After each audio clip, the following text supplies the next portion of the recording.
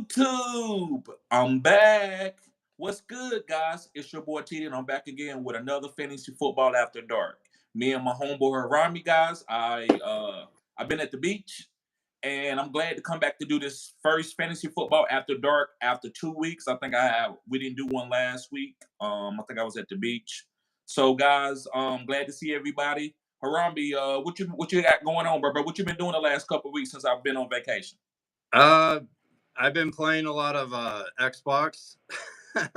I've been doing a lot of mock drafts and then doing prep for IDP drafts and some other drafts I got going on. So just kind of getting that going. And then I'm making like a chart for myself to follow on draft day. So like my main targets per round. If I don't get them, then who would I want in their place? So I'm kind of making a list like that for myself as well. Right. Okay. Yeah, man. I do IDP, man. I know a lot of people think that's different. They don't even want to do it. And I'm telling you guys, I don't think that's the right way to play fantasy football. I don't think that's the right way to be able to grow, especially if it's, because I have an IDP league that I have for the Discord league. And a lot of people, some people are like, I don't want to do that. And I understand it. But I think it helps you grow when you watch the game differently. And if you're watching the IDP, you learning the defense, and that's going to help you pick offensive players. So I just love doing IDP. I'm not really big in the DST, but I will do it. So yeah, man, I'm glad you got in some IDP, and also, man, I think you are.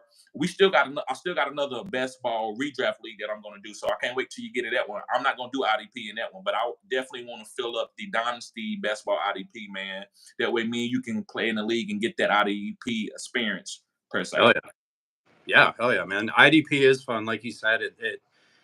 I feel when people watch fantasy, they stop rooting for their personal teams and they start rooting for the players. Yes. So when you have IDP in it, you're not just waiting for, your guy's offense to get the ball back. You can be like, oh, I got a guy on this defense. You could watch the defense like you have a starting star player. Like IDP is Right. great. Correct. Yeah, just want to share this. Okay. There we go. Okay. Yeah, man, I agree with that, bro. So guys, let's talk about a little bit of news. Also, Harambe, let's give me the tomato first question. We're not gonna do tomato right away, guys. We're gonna do our top 12 league winners. I'm gonna give you 6, and Harambe's gonna give you 6 league winners. So make sure you stay and watch the whole live, guys, because we got a lot of good content tonight. So again, this is gonna be on my top 12 league winners. Harambe's gonna give you 6. I'm gonna give you 6. So Yep. guys, make sure you stay for the tomato after we give you our league winners. So Harambe, let's start with our first league, not league winners, but our tomato. First question to start it off: would you rather draft for redraft purposes Drake London or Christopher Olave? Okay. I feel like that's probably going to be pretty close. Okay. Drake London. And who was the next guy? Chris Olave. You trying to get Rose started tonight. That's what you trying to do.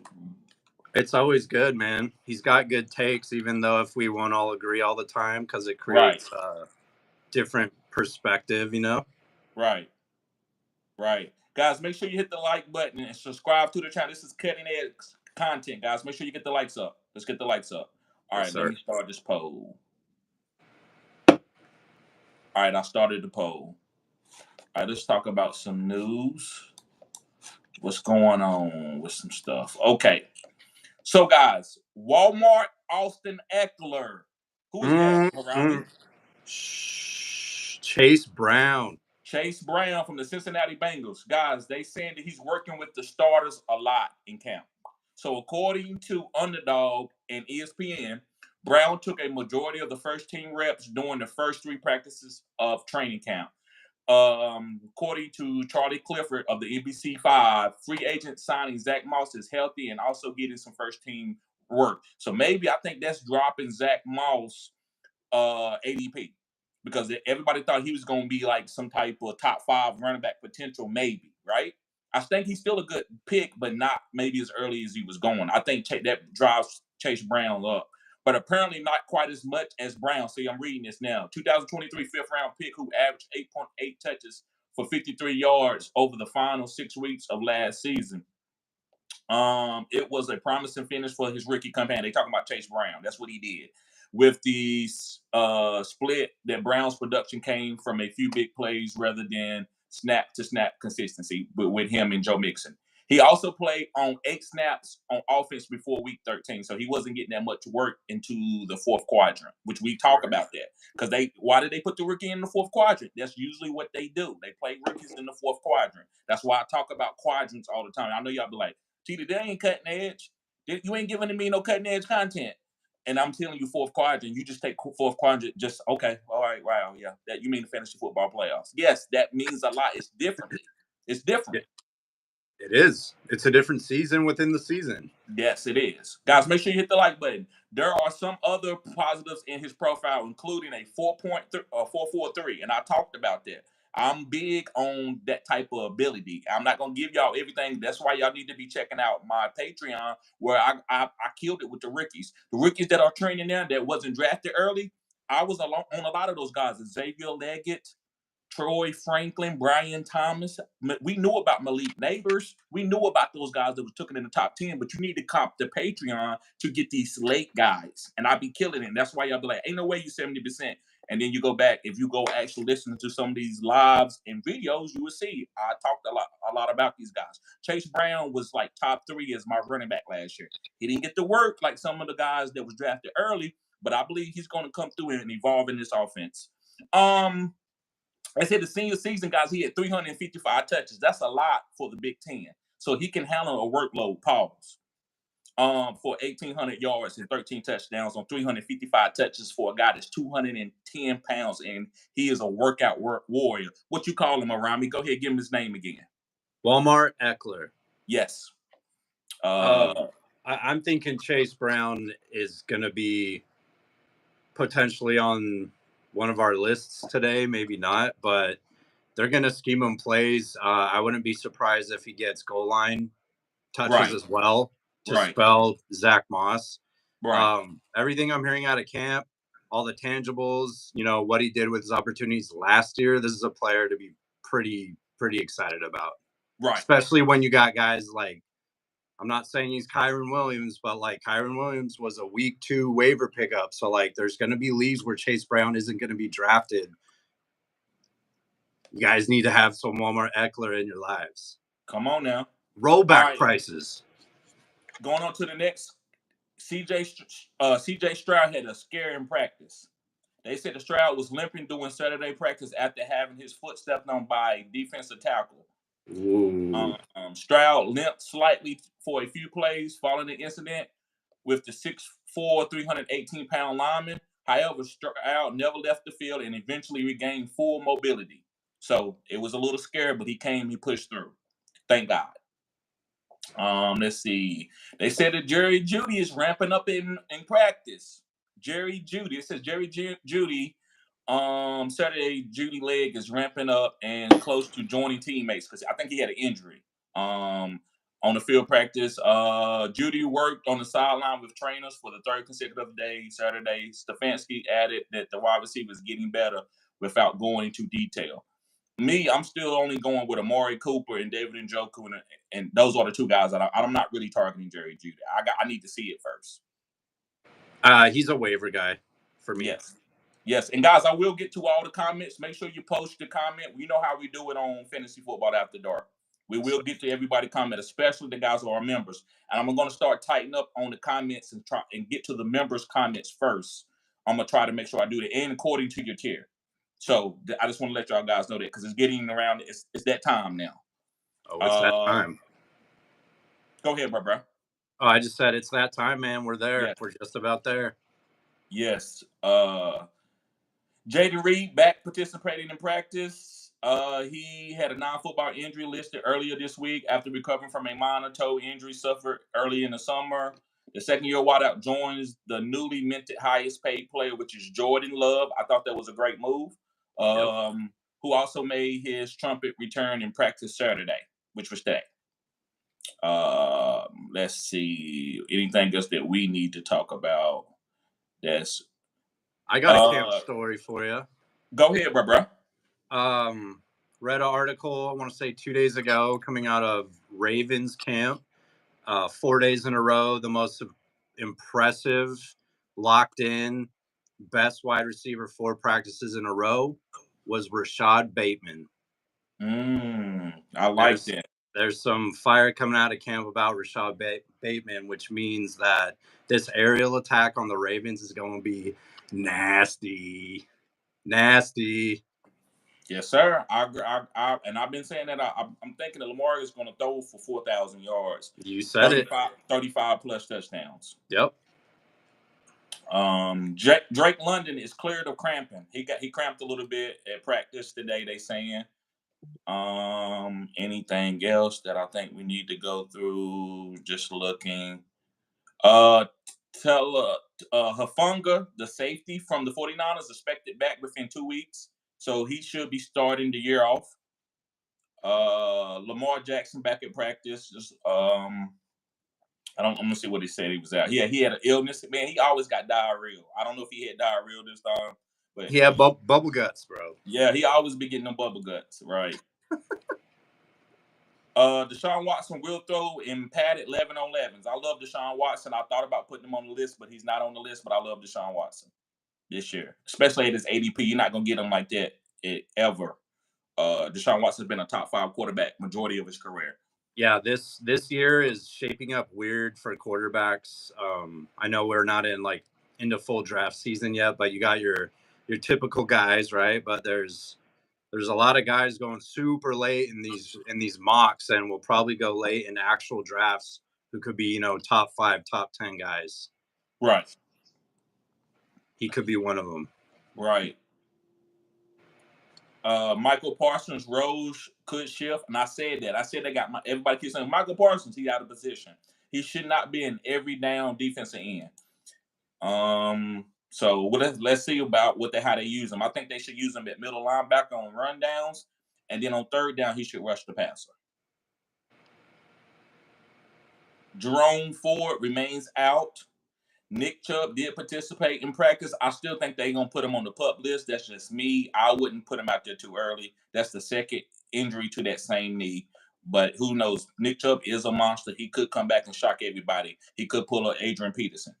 I need to see it first. I was just going to say, it's giving me like Adrian Peterson vibe. Yeah, dude, for sure.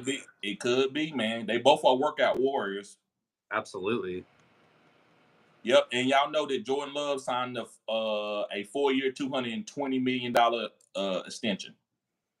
$55 million per year, $155 million in guarantees. Yep. Good job. So, yes, sir. Good job, Jordan Love. Good job, Packers. They got their guy. Yep, and Ricky Pearsall is making a recovery, so he should get off the PUP list. Hopefully. Let's see. I think that's all, guys. That's all. Okay. So now, man, let's get to this top 12 league winners. I said what I said, guys. Top 12 league winners. Okay. So, Rami, you want to start off, bruh? Yeah. Actually, let's go through a couple of the comments first. I'm going to go through a couple of comments, especially the members. I'm going to go through the members. So, Zach, what's going on, Zach? Glad to see you. He says, are you drafting Rashee Rice this year? At this point in time, yes. He is going to be there. He's not going to get suspended. So, to me, they moved his ADP back. And I said I wasn't touching him with a 10-foot pole because I didn't want to take no suspension. But now the suspension is out the window. I'm drafting him at the correct ADP. How do you feel about Rashee Rice, bro? He's the only one who performed for me in the title game last year. He was Mahomes' go-to guy. I don't see that being any different, even with the additions. All that will do is extend plays on the outside and deeper down the field. Right. So if he's not suspended, yeah, this offense is going to return probably insane scoring patterns like we've seen in the past. Pat Mahomes, man, he could have a big year. The only thing that scares me about the Kansas City Chiefs, like Mahomes and Travis Kelce, is at the end of the year. I think Pacheco in the fourth quadrant is going to eat. But that's why I'm not really on Pacheco like that for as the whole season, but in the fourth quadrant, he's been a killer in the fourth quadrant in the playoffs. He's been elite the last 2 years for them in the playoffs in the fourth quadrant. He's not been a totality guy, right? For he's being top 5 every week or early in the first and second quadrant. So, but those young guys like Xavier Worthy and Marquise Brown and Rashid Rice, those guys are gonna eat the whole season. Those guys are gonna eat the whole season. But Travis Kelce and Pat Mahomes might come down just a little bit because they just want to win championships. They're gonna offense will be better than last year. I think so too with those young guys. 1 sec, bro. Yes, yeah, you good. So are you drafting Rashid Rice? Okay, and Zach says, he's talking to Steve. He says, I'm cutting edge with IDP. I'm ready for the league. Yes, sir, bro. Siobhan says, hey guys.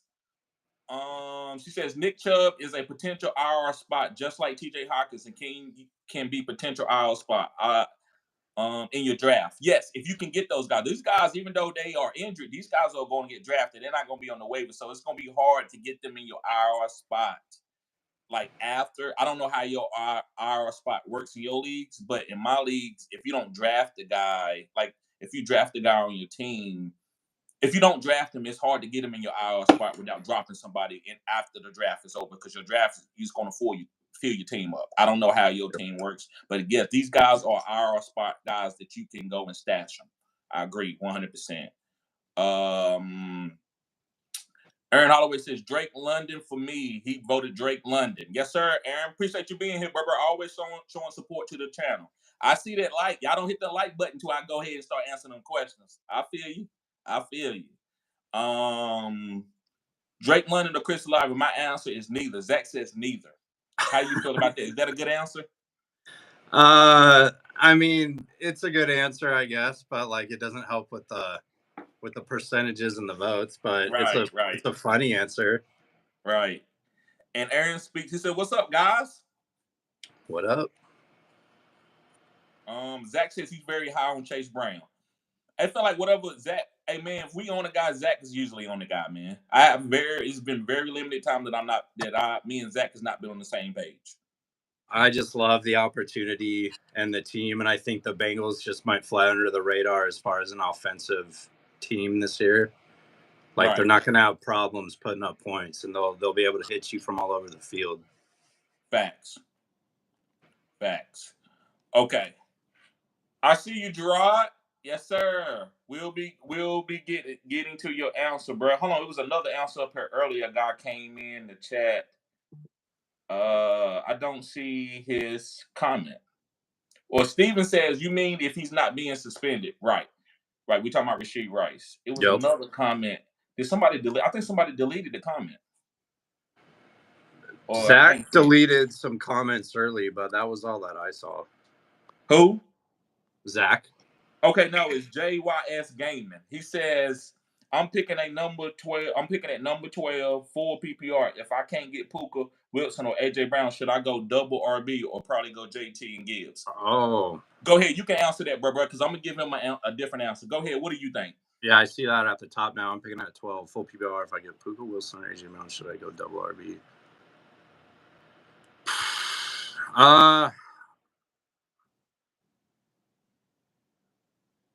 Not in a full PPR. I like wide receivers, man. I'm probably taking 3 wide receivers out of the gate. I disagree with Harambe slightly. Take the best available players. And to me, I'm not telling you what to do. To me, I've been taking a lot of RBs. And usually, y'all know I love zero RB. I built my channel talking about zero RB a lot. But I'm taking the best available player. I don't care what you are.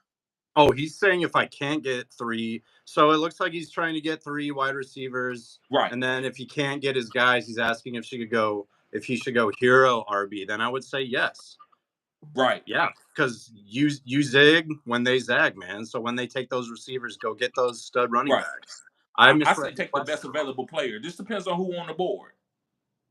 So if a wide receiver that you like is on the board, go with the wide receiver. If it's a wide receiver, go. I'm not taking a tight end quite there early. But because not this year. Maybe Travis Kelce last year, but not this year. But I'm saying take the best available player. I would probably go Puka, and if Wilson and AJ Brown is gone, I would go with. I like Devon A-Chain. You don't have to go Devon A-Chain because he's not going to make it back to you on the other turn. So I would go to Puka and Devon A-Chain, or I like a Puka and a Henry start, something like that. I don't mind that. I like that. I also like Puka and Saquon Barkley. Yeah. Puka Saquon Barkley, Puka Derrick Henry, Puka Devon A-Chain. And the reason why I'm going RB, you might say, well, that's what I asked. But, bro, those are just the best players right at that point in time. So it depends on who's on the board. Now, listen, Puka Wilson, I'm okay with Puka and Wilson over those guys that I said.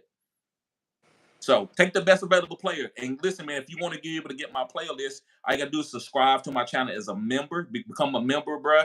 And you can cop a draft guide, and I give you my list. And also, I made videos about my guys. And I got certain guys that I'm just taking them at their ADP. It doesn't matter what position they are. I don't really go into as a strategy as what position. I go into the best available player. Okay. Let me see. I think Siobhan said some things. She is she's on the Hall of Fame tier, so she does get a question answered a little quickly. She says draft them first, then after draft, put them in the IT spot. Got waivers and pick someone else up. Okay, that's what she can do in her leagues. I see you 619 Bengals fan. Oh, Chase Brown sleeper, yes sir.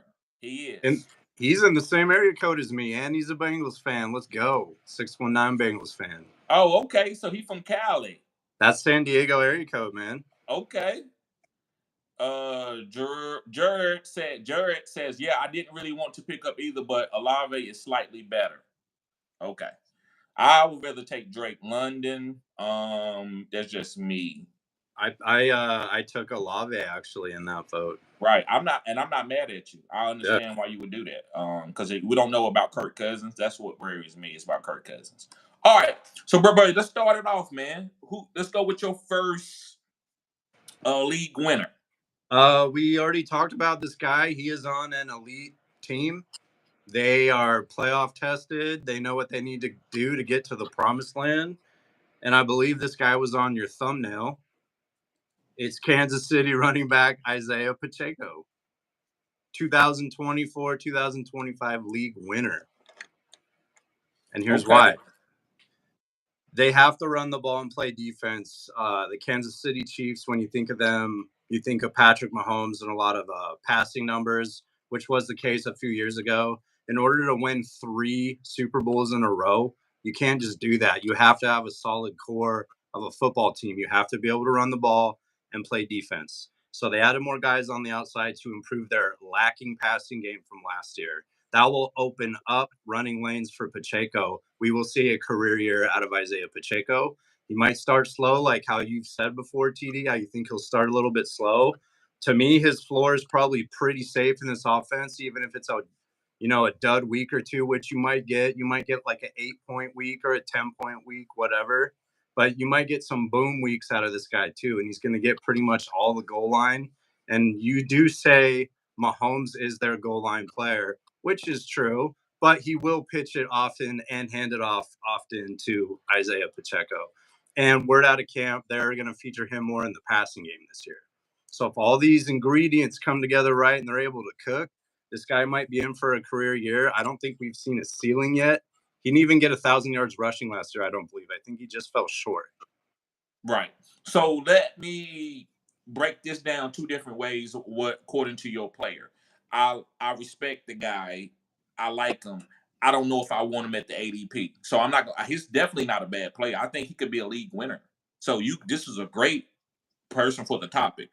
Me, I'm probably not going to get to him. So in real life, he's going to be great for Kansas City. He's fantastic. He changes up what they do, and they can beat you so many different ways. They can go and turn into a power team and beat you in a snow game with Isaiah Pacheco. And usually when it gets cold, they run the ball a little bit more. Mm-hmm. With Pacheco, that's why Pacheco's been great for them, and that's why he's still on that team. And he's made a lot of money through the playoffs. He was was he drafted? He might have been picked in the 7th round or something like that. He might not be even been drafted.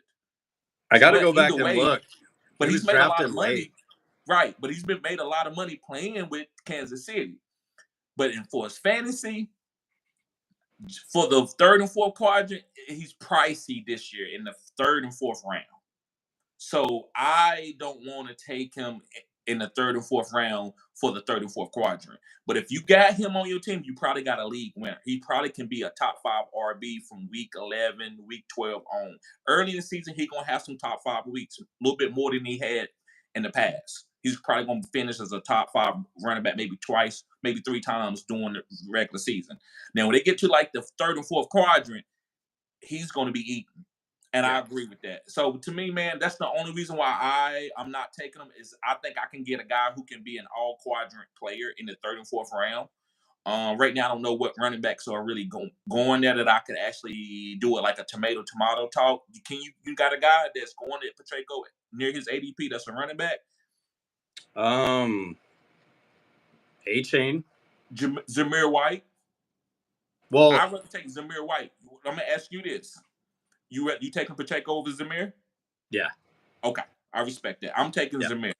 Only because of the team he's on, the surrounding cast. Right. I think Zamir's going to eat this year, especially if they're able to like evolve more defensively because they were pretty damn good last year on defense. Yeah, that was good defensive. Facts. They won games because of their defense. Right.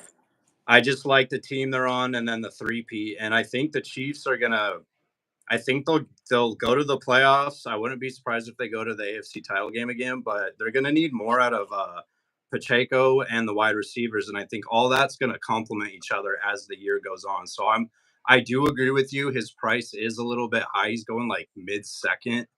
Right. If I could get him in the third, I'd be okay with that. As your RB2 or RB1? Even as a RB1. Because I'm confident enough in my own drafting skills, but like for certain GMs, it might not work out with the points that you gave, which are legitimate. I'm excited about his opportunity this year. Clyde Edwards-Helaire, he's still there. He's not the guy. They'll rotate him in to spell Pacheco, but I think Pacheco's going to rush for over 1,000 this year. His receiving yards will go up, and I think he had, I want to say 9 or 10 touchdowns last year. I see him getting 3 to 4 more this year. So I think you're going to have possibly like a top 7 running back this year. Right. Okay. So I'm gonna go on to my first guy, and I've talked about this guy. And guys, like I told you, I'm not gonna make videos on guys that I don't believe in. I've learned that throughout the last 3 seasons that I've been doing fantasy football content. Talking about God, just to make a clickbait video and get y'all to hit the like button 30 times, and then at the end of the year, I don't believe in that play and he doesn't do well. I'm not doing that. I'm gonna make videos and I'm gonna make titles for guys that I believe in, so y'all can get those guys and win championships. And as a guy that I'm gonna talk about that I've been on for the last 3 to 4 weeks, maybe even longer, is Ramondre Stevenson. ADP is going after Pacheco. And it's going to get more work than Pacheco. Now, listen, the difference between Pacheco and Zamir White, well, I might not say Zamir White. The Patriots, you might say, is a doo-doo team. But the way you win fantasy football championships is to draft the right players on doo-doo teams. And the player that I want on a doo-doo team as the Patriots right now with a young quarterback, Drake May, and no wide receivers, it's going to be Ramondre Stevenson. Now, you might say, well, like maybe 2 months ago, I'm like, no, I'm not taking nobody off this team because they didn't pay Ramondre. So I'm like, Bill don't pay running backs. I know he ain't there. I'm not taking nobody. We don't know. Antonio Gibson there. And then they paid Ramondre Stevenson as a running back. I got to go with that. So I know he's getting goal line carries. Why would you pay a running back to split his goal line carries just to give him 600 yards rushing and maybe 400 yards receiving? Why would you do that? It doesn't make sense. You could get another guy to do that. But so you know he's going to get that goal line work. So I'm taking Ramondre Stevenson as a third running back in certain leagues that you in. You beating people at the flex already. They got Jerry Jeudy there. You got Ramondre Stevenson. Yep. So that's why I love Ramondre Stevenson. And also, he's going like 4th or 5th round. He's moved up. He was going like 7th, 8th. Now he's going like 4th and 5th round. How you feel about Ramondre Stevenson, bro? I got him in Dynasty. I've been a Ramondre truther since his rookie year. I like, in college, he was like a pretty physical running back. I want to say he was a Sooner, right? Oklahoma. Right. And then he got drafted, by Bill Belichick, who likes to run the football. So I knew he was going to a good situation. So I've always been on Ramondre, pause. But their offense was so bad, Belichick's last year and then the 2 transition years we saw. So, and he battled injuries too. So he's kind of fallen off. And what do you do mock drafts in? Which app do you do it in, or which site? Sleeper. So I usually do I do it in Yahoo, because like my family league's in Yahoo. Dude, he's going in like the 7th, 8th round. In a 12-man league? Wow. It's bad. You stealing, bro. Theft. It's theft. So we have 2 flex spots in my league. So you got 2 receivers, 2 running backs, and 2 flexes. So when you're getting players like that in that round, and then like you said, you plug them in and your flex is maybe better than their starting RB2, like you're going to smash them. It's a good situation to be in. Yes, sir. I like Reminder, man. I like his skill set. I liked when he was a PPR back early, and I think he can return that skill again, especially with the rookie quarterback. Right. And you call him a doo-doo team. That's so funny, man. Doo-doo team. Yeah, doo-doo team. Yep. There's a couple doo-doo teams, man. Listen, and you know how it is around me. You ask me, I always keep it real with you when it comes to looking at women. I've learned a lot about life. I like to go to doo-doo teams and get stars off the doo-doo teams, because that's how I'm gonna beat you in the flex. Everybody, I don't want the Patriots. I don't know who the quarterback is. I don't want nobody off the Houston Texans. They got a rookie quarterback with C.J. Stroud. I'm not touching either. I'm not touching no Nico Collins or anybody like that. I am. That's why I like going to doo-doo teams and getting optimal guys, especially running backs. Nobody won't, and stash them at the end of my draft. Next thing you know, in the 4th quadrant, I got 5. I won't say 5, but I got 4 starting running backs that is going to be getting the full workload, ready to beat the number 1 team who had CMC. That's all he got. CMC. And don't be surprised. Yeah, late in the season, and one of those like cheap ass running backs you picked up. Don't be surprised when they drop a 30 burger in the fantasy playoffs, and you're like, where the hell did that come from? Because he's on a doo-doo ass team. They need his services. There we go. Okay, bro. You want to go with the next league winner? Yep. Got him right here. He just got signed. He is the starting quarterback of my NFC representative team for the Super Bowl. It's Jordan Love of the Green Bay Packers. Yes, sir. Yes, sir. Yes, sir. Jordan Love is a stud. He learned a couple of years behind, Aaron Rodgers. Taught him some things, taught him some stuff. And then he got his chance. And I think they put him in on a drive in a game. The last year Rodgers was there, and he threw a touchdown to Christian Watson. And I'm like, oh, this kid is special.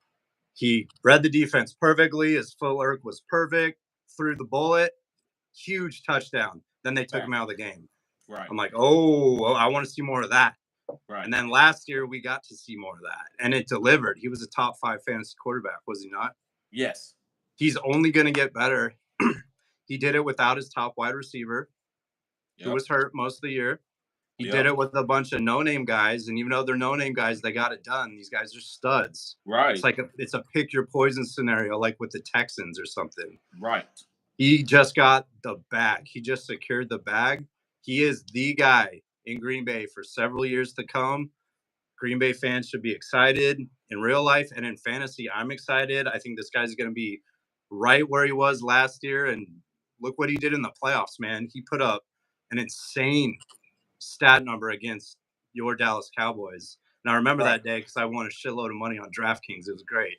Me too. But that preached, man. And that's going to continue, and he's going to get a healthy Christian Watson back. They just added a better power running back, in my opinion, in Josh Jacobs versus a maybe more explosive scheme type running back in Aaron Jones. So I'm real excited about the run game and how it's going to impact his passing lanes to all these different receivers. they're going to have to hang tough all year too against the Niners and against the Lions and probably against like Philly, and maybe another team will come out of the woodwork we're not talking about. But they're not going to be in a scenario where they could rest all their guys. They're going to have to play all the way to the end. And in the fourth quadrant, you don't want guys being rested. And on a team like that, with those players and that coach, you want those points in the fourth quadrant. And he will be there in the fourth quadrant. And his ADP is stupid. He's going in the 6th and the 7th round, too. That's theft. Right. It's theft. He's a lot of quarterbacks. There. There's a lot of good quarterbacks this year, and you don't have to go and take a quarterback early. You can wait late and get a quarterback like Jordan Love, who has top 5 upside. This is a deep quarterback season.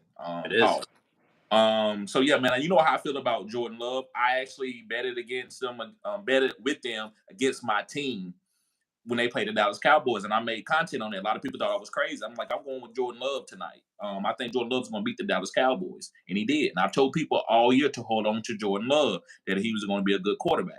I actually got in a bad fight at work over Jordan Love with a guy. Yes, it was crazy, man. Me and the guy betted. They man, this. And I said, Jordan Love is going to be doing this. I just don't see it. And I'm not saying that people supposed to agree with me every time, but at least just kind of don't say, just if you watch the guy, he could play. So kind of just wait and kind of see. Sometimes that's why I don't think no player is necessarily as bad. If somebody give me input on a player and I don't believe that they're going to be good, I'm like, okay, well, we'll see. Because I know that's how football works. Jordan Love never had the opportunity to go out and play early in his career. He sat behind Aaron Rodgers. And you know what people are going to be doing now? That's why Michael Penix was drafted. What I'm about to say is people are going to be doing what Green Bay Packers are doing, drafting quarterbacks to let them sit for 3 years behind a good quarterback. That's you get Kirk Cousins and let a guy see what Kirk Cousins can do. And then when he come in the game, he's already a level ahead. He just needs to get the feel of the game. And, they say lightning doesn't strike twice. Well, with Green Bay, it struck 3 times.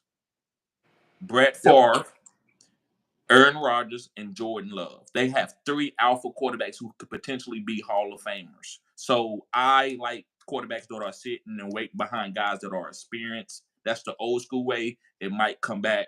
I love Jordan Love, bro. You killed it. I love that pick. I'm so excited to watch that team play this year. Yes, sir. I see you, Dynasty Football Key. I see you, Kenny 49ers. We will. And I see you, Captain Spot. I see you, Siobhan. I see that the comment. Matter of fact, I'm gonna get to Siobhan's now because she is a member.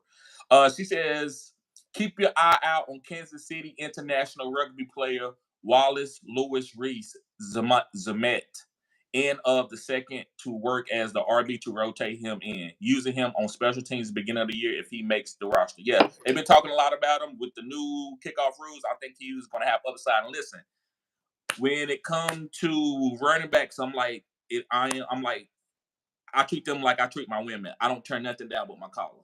So if somebody talk about this guy's getting a little experience in camp, I'm going to take him and stash him on my team if I have a chance to.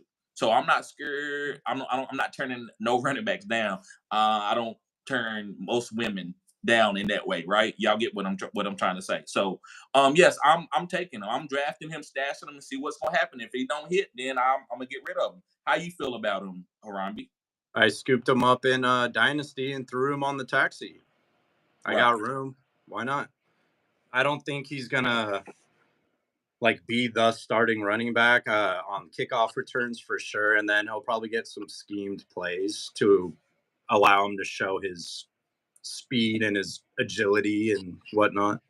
Right. Reed will be able to scheme him up pretty good. I see you, Philly Mike, OG. I'm gonna get to your comment, bro. Yep, guys. If you want, like I said, if you want to skip the line, all you got to do is become a member of the channel, and you get your comments answered quickly. Zach, I got you, bro. He says, I think I'm taking A-Chain in round 2 is way too high. I disagree with you on that one. I think taking A-Chain in round 2 is way too high. I disagree with you on that. Well, listen, bro, I play, and you're right. Listen, taking anybody out of the ADP is wrong, but I'm not going to be able to get them in the 3rd and 4th round. I'm playing with some good guys that know how to play football, so I'm not going to be able to get these monster guys that y'all can get in y'all leagues. People watch my content that play in my league, so they not going to let A-Chain come to me in no 4th round. They ain't doing it. So if I want a player, I got to move him up around or two sometimes. So A-Chain at the turn, I'm willing to do it. If I can get Tyreek and then or if I can stack that team, I'm willing to take A-Chain out his ADP. But to take him as a lone guy, as a lone boner, pause, yeah, I'm not gonna take him too early. I'll wait on with Mondre Stevenson and Zamir White if I already it's type of build that I got. So it just depends on, man, when I'm gonna take him, man. It depends. But I will take him at the 2-1. How early will you take A-Chain, bro, if you wanted him? Yeah, like probably a little later in the second. Sounds about right. Because again, I'm confident in my drafting skills, so I know if I take him there, like the 2-8, the 2-9, something like that, I'm gonna have another stud to draft in just a few short picks. So I'm fine with taking him there, mid to late second. Right. Okay.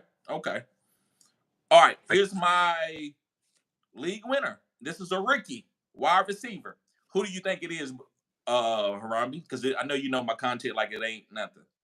I think he's a Jaguar. Yep. Brian Thomas Jr. Guys, if we have it, I don't share my players with Harambe. He share his players with mine before we do the draft. Make sure we don't do the same guys, but I don't share with him. So he guessed that. He was right on. Yes, Brian Thomas Jr. That's one of my secret weapons. I said out of the draft that he was my favorite guy. Does that mean he's the best? Not really, because I loved Amon-Ra St. Brown coming out not after the draft per se, but after he played a little bit. I liked him over guys like Jamar Chase, but I didn't say he was better than Jamar Chase. I'm not saying Brian Thomas is better than Marvin Harrison, but I'm saying the way I like to play football for my team, I want Brian Thomas. So this is real quick. Let me talk about and use this for Tyreek Hill and the Dolphins picking him up. For Tua and Mike McDaniels, Tyreek was better than Devontae Adams. Devontae Adams had been a better route runner than Tyreek his whole career. But for Tua, Tyreek fit better for that type of team, the pushing the ball downfield. So I like Brian Thomas for big plays. I think you win fantasy football championships by pushing the ball downfield, catching big plays. You know how many times I've lost in the championship? Like, I think I lost 3 times. In the championship, you're losing to a guy catching 60-yard passes. Not 15 catches for 130 yards, but 4 catches for 125 yards with 2 TDs. And guess what? He getting 16 points on each one of those plays. You know how Amari Cooper had a 70-point week? He caught 3 bombs. It wasn't where he had 15 catches. It was the bombs. So you can take a guy that's not that talented, but if he's fast and he can catch great deep balls, then he's going to finish above his talent level, and he's going to finish above guys that are better route runners. So I think Brian Thomas is going to be elite for the Jacksonville Jaguars.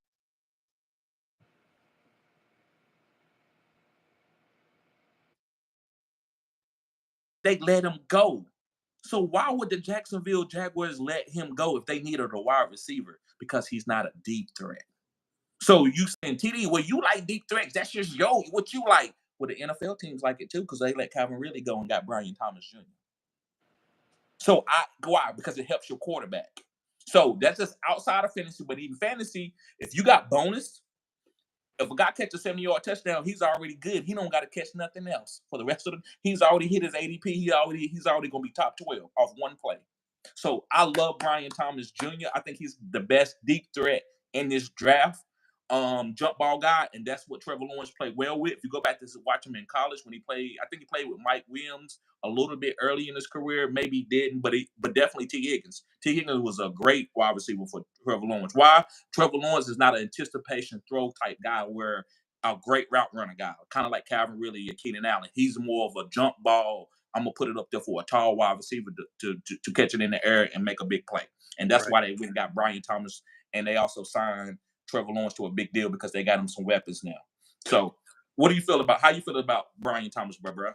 I think he's definitely got league winner potential. I agree with that pick, and I think he'll be delivering fantasy points pretty early, probably in quadrant 1. And that's probably going to last all year and help you win a league. Like, people are so high on MHJ for the, for the hype, obviously, for the bloodline he's from, maybe the situation he's landed in.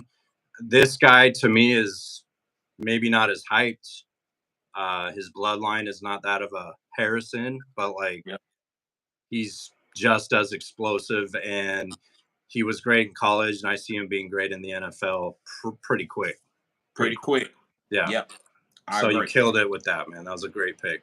Thank you, bro. Appreciate that. Let's see what I see in the comment section. I see you, Tatis. We will get to your comment, bro. We will get to it. We don't want to mess up the content unless you are a member of the channel. That's a perk that you get by being a member of the channel. So you get to skip the line. But other than that, we will get to y'all questions. Be patient. We just want to go and flow with the content. So Harambe, I think you next, bro. You can go ahead and give us our next player. I see you, Steven. Because we will get to your comment because Harambe's not going to like that comment. My next guy is a rookie wide receiver, kind of fitting the same, topic we were just touching on with Thomas Jr. And it's MHJ. It's Marvin Harrison. I think he's going to be a league-winning player. I think it's the same scenario as Brian Thomas Jr. He's going to be an impact player from the get-go. It might take him maybe a game, 2 games to get acclimated, but he's going to be hyper-targeted. So will the tight end. I know you're high on the tight end. This guy's dad is a Hall of Fame player, physical player, locked in mentally. He has a great work ethic. Come on now. Stories from camp are all positive and all good. He's there early. They tell him to leave the building because he's working out too much. He's locking in. Like, he is locking in to be that guy. Right. And I think he's going to be that guy. Especially the team he's on. They're not going to be a top seed in the NFC. They're going to be chasing games in the standings. They're going to be chasing points. They're going to be putting up points. And they'll do it with that guy and with the tight end, more than likely. And by the end of the year, I think this guy will be locked in, acclimated to the offense, to the game speed switch. That is college to the NFL. It's a different speed. It's a different game. But this guy is ready, man. When I'm watching even though it's camp footage, like, this guy is going to be a serious problem. His catch radius is insane. His route running is great. He's fast, and he has that work ethic that you want out of stud players. So I think he'll ball most of the year into the end of the year and solidify his status as a first-round draft pick next year. I like Marvin Harrison Jr. I just don't want to take him. Like, I would draft Devon A-Chain before Marvin Harrison Jr. I know you don't agree. Would you take him at the turn, Marvin Harrison Jr.? To me, I would personally. I know some people wouldn't, but again, it's like strategy and approach. Like, to me, I talked about this on another live. He's giving me Ezekiel Elliott rookie year vibes. So people didn't want to take Zeke in the first round because he was a rookie, but he was going to a great offensive line, a good system. He delivered, man. I took him in the first round that year. He was fine. So I'm expecting something like that to happen with Marvin Harrison this year. A safe floor with some nice boom potential. Right. I respect that. It's all about ADP. To me, so many wide receivers I like Michael Pittman and stuff. I'm just not really getting to the rookies. What can I regret it? Maybe. I think there's so many good guys out there. I think it's going to be only 3 players that's going to make a difference on your team. Maybe like Tyreek Hill or CMC, those guys. But I think you can get guys that's going to replace other guys' points that they put up. It's going to be close. I think wide receiver 3 and wide receiver 8 might be 10 points different for total points. So Marvin Harrison Jr. could be good, but then Michael Pittman might be right there with him. You're right. You're not wrong. So it's all in what you want and going down with the ship. And I don't have anything bad to say about Marvin Harrison Jr. other than only thing I would challenge is I'm not willing to take him at his ADP. That's fair. I don't know if any wide receiver. I'm not gonna see a wide receiver as a rookie that I won't take in the first round, but I haven't seen one. I wasn't playing fantasy football when Randy Moss played. Maybe I would have took Randy, but I haven't seen. Jamar Chase was good, but he was struggling in camp catching the ball. He ended up being a great fourth quadrant player and a league winner, but I wasn't going to take him in the first round. I wasn't even going to take him in the second. But if I could have got him in the third, which people were getting him in the third and fourth because of him dropping passes. If I could get Marvin Harrison in the third as my wide receiver 3 or something like that, I wouldn't even take him as my wide receiver 2, just depending on what's on the board. Then yes, I would definitely take him. But bruh, he could end up being a number 1 wide receiver. That's how fantasy football goes. That's what type of talent he is, and also playing with Kyler Murray, sky's the limit. It's a polarizing pick based on his ADP and based on the fact he is a rookie. You're not wrong. I do think GMs who are willing to take a gamble on him at his ADP will be content with what he gives them all year. Right. Facts. But yeah, a lot of GMs aren't gonna touch that ADP, and I don't blame them. It's a gamble pick in my opinion, but it is one I would be willing to take a chance on. Right. I like that. I like the way you broke that down. It's all about taking a chance, and that's what Devon A-Chain is for me. I like the way you broke that down. Yeah. Okay. So Zach says, are you concerned about Stroud this year compared to Josh Allen, Lamar Jackson, and Jalen Hurts? I'm thinking that Stroud's ADP could be too high because of getting Diggs. No, sirree. Because let me ask you this, Zach, and also around me if you want to respond. How is this team going to win games? What kind of offense are they going to deploy? But wait a minute. Let's play devil advocate for a second. Why do you think they're going to give to Joe Mixon and he can get 15 rushing touchdowns and CJ Stroud only get 28 passing touchdowns? I don't. Not when CJ Stroud want to make Jordan Love money. So don't you think the offensive coordinator want to entice CJ Stroud to have an MVP season? Yeah. So when you bring in 3 wide receivers you already had good wide receivers, that's telling me that you want to pass the ball and want CJ Stroud to be kind of like a Pat Mahomes, lead this team for us passing the ball and bring in degenerates or guys who are on the downside of their career to run the ball. And that's all we need you to do, just run goal line. We got CJ Stroud, Nico, and Stephon Diggs and Tank Dell. So I believe that CJ actually, to me, I'm taking him as the number 1 quarterback off the board. So I'm taking him at the right ADP, and sometimes I might take him a little bit earlier over guys like Josh Allen just because of that growth. I don't want him, Josh Allen, and me and you disagree with that. To me, Josh Allen, him running the ball, it makes me nervous. Because he's a Superman. I know he's extremely gifted, but it's kind of like Cam Newton. Like eventually that shit catches up with you. So I would rather go with CJ Stroud, who's going to be passing the ball from the pocket and has great weapons. And I'd rather go with that potential opportunity cost. How do you feel about CJ Stroud? Yeah, everything you said about bringing in the weapons to deploy a passing offense is true. Mixon is no slouch. I always thought he was an underrated running back most of his career. He's not going to be a 20 carry a game guy, though. He's there to punch it in the goal line, maybe a couple screen passes here and there, and to maybe get 13 to 15 rushes a game. Maybe it depends on what Dameon Pierce is doing. If both of them are eating, or if it's a passing game, it depends. Yeah. But I think Mixon might have some nice running lanes, but that's not going to deter away from what they're trying to do with CJ Stroud. If you guys are chasing a stats guy, especially for fantasy, that's the guy you want. I agree. CJ Stroud. I would say that. Big numbers. I would say that. But I'm not. But fantasy, anything can happen. CJ can go out there and regress and have a bad year. That definitely could happen. I'm not going to sit there and say that can't happen. But I'm willing to take that risk at quarterback. Well, look at all the players they're setting them up to be like, hey, go passing. Throw the football all over the yard. Throw the football, correct? Because you could have went and got Saquon Barkley. Normally, if you got a rookie quarterback, you pay a lot of money and get Saquon Barkley. If Saquon Barkley would have been there, I still would have liked CJ Stroud, but I would have said, you know what? He might not throw for that many touchdowns. I can see. Go ahead, bro. Yeah, and that's kind of why I'm going with CJ Stroud over Jalen Hurts this year, because I think Jalen Hurts' numbers are going to go down, but he's going to be very efficient like he was his first year Well, the first year they went to the Super Bowl because they got a good run game. And I don't think the run game is going to outdo C.J. Stroud throwing the ball for the Houston Texans.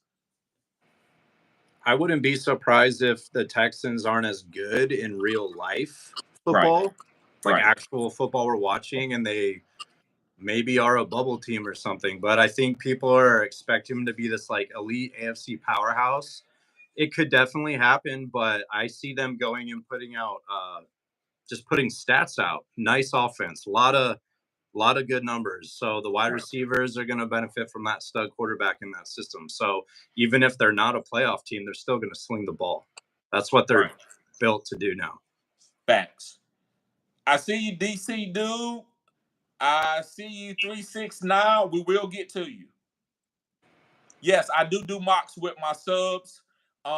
Actually, tomorrow I will be doing a mock draft. I'm probably not going to wait to 6. I'm probably going to do one early. Maybe I do 2. I'm going to be doing a lot of content because I've been on vacation, so I want to definitely catch up. But yes, 369, I do mocks, but you have to become a member to get in the get your spot early. Now, if I got some spots left over, I might post it and let somebody come in, but you have to be a member first.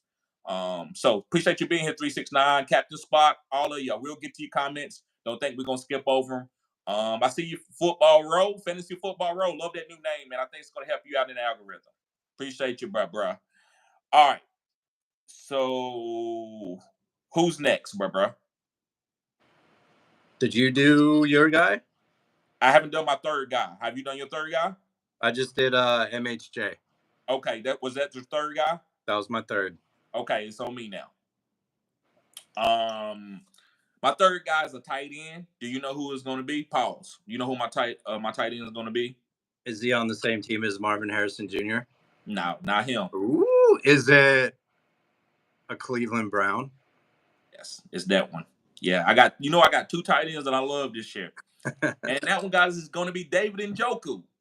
Yes, sir. David Njoku. And the reason why I love David Njoku, guys, I won't be surprised if David Njoku is the number 1 tight end. And you might say, well, why would you say that? Guys, if you watch him in the 3rd and 4th quadrant of last year, he was probably the best tight end in the game. Tremendous athlete, breaking tackles, jump ball, toe tap, blocking well, blocking big time defensive ends one-on-one. He was doing everything and going in motion, getting isolated on safeties and linebackers. This guy is going to be phenomenal. You might say, well, Deshaun Watson has been struggling. So you trying to tell me, because listen, I pay attention to coaches. I've been a coach. I've been around the game for over 30 years. You're trying to tell me that Deshaun Watson was, listen, I'm going to Amari Cooper because I'm a wide receiver guy. No. Why would you do that? You don't think Kevin Stefanski and them was sitting down right now and drawing up plays for David Njoku? That's why they paid him before he even had a breakout season. They knew what he was, and he was getting better. So I think David Njoku, guys, is going to be a tremendous value pick player. His ADP, guys, is in the 7th to 8th round. And this guy might be like a top 24 wide receiver guy. I believe that.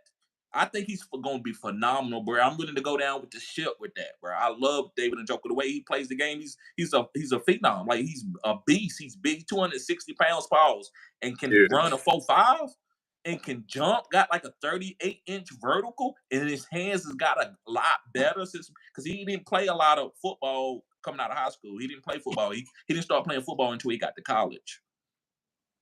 So I love David Njoku, guys, this year. ADP is going to be like in the 8th, 9th round. I think you're getting top 3 tight end upside. How do you feel about David Njoku, Harambe? I've liked Njoku since he went to the U. I've wanted him to be that guy since like maybe his 2nd year in the league. And the Browns, like they're a historical franchise, but like they're a doo-doo franchise too, man. Like It's only until recently where they've got some footing. They have a great defense. They have a great coach and a great scheme. They're starting to realize that they need to get the ball in this dude's hands, right? So we saw what this guy can do last year. Yeah, it was with Joe Flacco, but if you have a healthy quarterback in Watson, he'll be able to get the ball to Njoku in the same scheme. Right. Dude, if you got Cooper and then if you got Judy balling, he's going to have single coverage. And that guy's a mismatch. He's a freak athlete. Like you said, he's a freak athlete. Like, he's a unicorn at the position, right? I think they know they need to incorporate him into the offense more.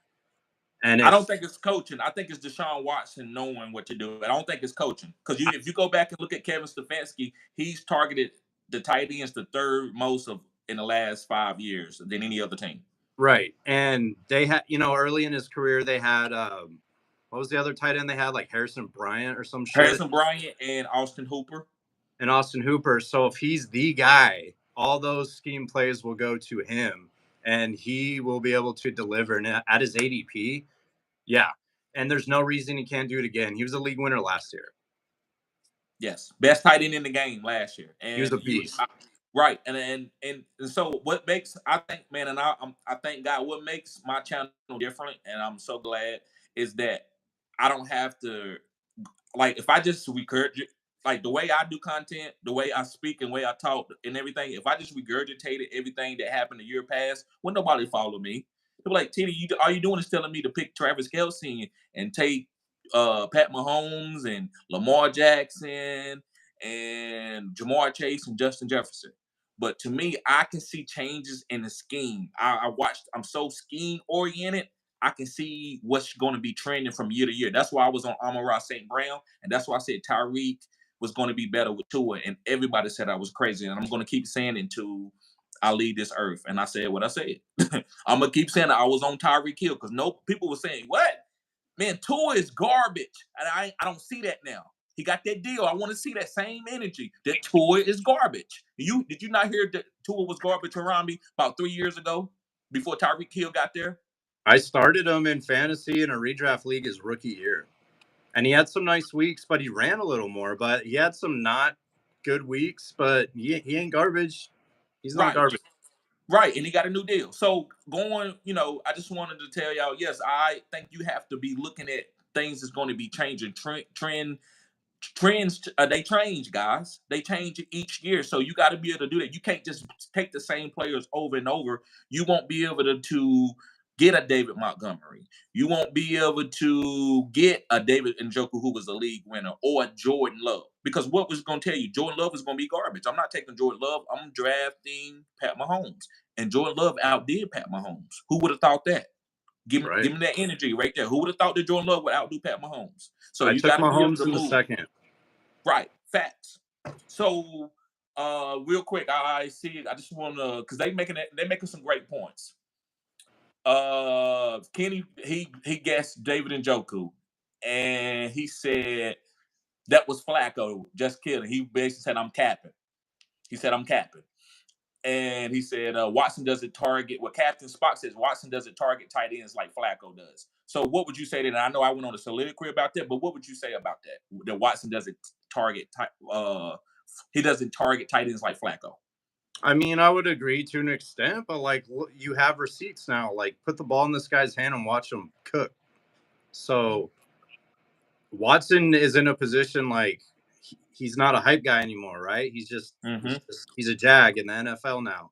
He has to like prove himself and like come back from the offseason stories, the injuries, to reclaim that top 5 status he was with Houston. You have a weapon like Njoku, you're going to get the ball to him. You're going to get him the ball. Nick Chubb, you're going to have a lacking running game early in the season, and you make up with that with short to intermediate passes to maybe a PPR style satellite back or to your tight end. Njoku should be incorporated into the offense very early this year, in my opinion, for the whole year. Right. Okay, bro. Go ahead and move on. Guys, like I said, I will get to everybody comment. I appreciate everybody being here. We're just trying to get through our 6 league winners that we both have, and then we're going to get to everybody comment. Appreciate everybody being here. Hit the like button, subscribe to the channel. This is cutting edge content. Okay, go ahead, Rami. What's your next guy?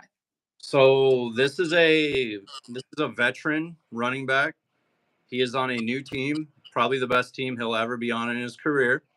He's an absolute fantasy stud.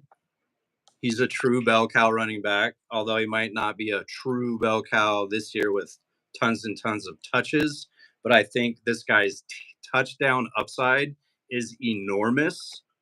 And I think he'll be a good player all year, and especially into the fourth quadrant when you need to win your league in the cold and the winter months. Mm-hmm. Derrick Henry. Yes. Love Derrick Henry this year. So you put him on, that team with Lamar. So you have an explosive emerging passing offense possibly coming this year, right? Right. Lamar can run the ball. He's Right. proven that every year when he's on the field and if he can stay healthy. And then you give him Derrick Henry. So you take this chess piece and put it in that offense and you turn it around. You spin that iPad over to the defensive coordinator on the other team. You say, stop this offense. And they can't do it because you got all those weapons on the outside. Then you got that freaking battering ram running the ball. And you got Lamar running the ball. So they're going to be able to hit you all over the field like, say, the Lions can and the Dolphins can. This guy, I think, could flirt with like 15 to 20 touchdowns this year. And I want that on my fantasy team. And if it gets cold in the winter and they need to run the ball, he can get stronger as the year goes on. Yes, he's older, but the scenario he's on now and his proven track record, and I think he wants to win a title and he'll do what he needs to do to get there. I think the sky's the limit for him this year as far as like massive touchdown upside on the Baltimore Ravens. How do you feel about that, TD? I love Derrick Henry as a goal line guy. So, a lot of people like to draft 130 targets or 300 carry type guys, and everybody else just sucks to them. And what's hard in fantasy football is to get the guy that's going to get 70 to 80 targets and be a top 14 wide receiver, or a guy that's only going to get 15 to 16 touches a game and end up being a top 5 running back. Well, nobody could guess James Conner was going to be good two years ago, and he's been good the last going on the third year. It's hard to guess those guys who's going to be good. So I usually like to do that. Guys that I know that got a great role in offense is going to get you fantasy points. Derrick Henry, yes, he plays with Lamar. This team, I believe, is going to be a passing team. But I believe Derrick Henry is, when they get to the goal line, is going to score. You might say, well, how's Lamar going to be good and Derrick Henry? Well, I believe this is going to be a 28 points per game type team. I believe they're going to be passing the ball. Look, Lamar going to try to win another MVP. And when they get to the goal line, yes, Derrick Henry will get at least one touchdown a game. I believe Lamar's going to at least throw for at least 2 touchdowns a game, or maybe one run for one and throw for one. I don't think he's going to run as much this year. I think his yards may drop from 800 to 900 down to like 600 rushing yards, maybe 500, maybe 500, and maybe 5 touchdowns. But that's going to be Derrick Henry yards. Derrick Henry is going to be rated 1,000, but he's going to have 15 rushing touchdowns. All those rushing touchdowns what Lamar that was getting in the past, those are going to be Derrick Henry. Because you're going to have to stop Zay Flowers and Bateman and Mark Andrews in the green zone, and Derrick Henry is going to be killing you. And if you try to take Derrick Henry away, then Lamar's going to be just killing you because he's going to do what he do. He's going to throw it to Zay or just run it in easy. So you're going to say, well, we'll let Derrick Henry run it. We don't want to let Lamar to try to be able to pick his poison. So I love Derrick Henry, bro. That's a great pick. I love Derrick. I think he's a league winner, and he's going in the second round, middle to second round. Do you think his ADP is right where it needs to be? I think it's perfect. I think you could get him at the turn and you could be okay. You could get him at the 112 and the 2-1. I think you would be okay at that ADP. I wouldn't take him at the 110 or 1-8, but I would take him at the 2-1 or the 112. Yep. He's going in the mocks I'm doing in Yahoo. He's going like early second to late second into the third, but I'm fine taking Derrick Henry in the second. Right. Okay, so now my next guy, guys, I'm going to move on to my next guy. This guy's going to be a quarterback, and this guy is an older quarterback. And guess what? He's not a dual threat quarterback. I usually don't draft quarterbacks unless they're dual threat. 90% of the time, it's a dual threat quarterback that I'm taking, even if he's not a high-end dual threat. And this guy's going to be Matthew Stafford. Yes, Matthew Stafford. Guys, if Matthew Stafford wouldn't have got hurt last year, he'd probably been top 3 in MVP votes. Last year, he would have been because he was killing it with Puka Nacua, and when Cooper Kupp came back, and that team was the team made the playoffs and was top 3 or top 4 in the NFC last year. I want to say they were the third seed, right? I want to say I think they were the 4. Was they the 4? Okay, they was top 4, so they got a home playoff game, right? No, they didn't because they had to play the Lions. They was a wild card team. Yeah, I Yeah, want to so say they was like 5 to 6. I'm mixing a team up. I'm mixing them up with the Bucks because the Bucks won the South, didn't they? Right. And I think the Rams won the West. No, the Niners did for sure. Okay, so yeah, they didn't get a home playoff game. Correct. Okay. So the first game was in Detroit. So it was Matthew Stafford going back to Detroit. Right.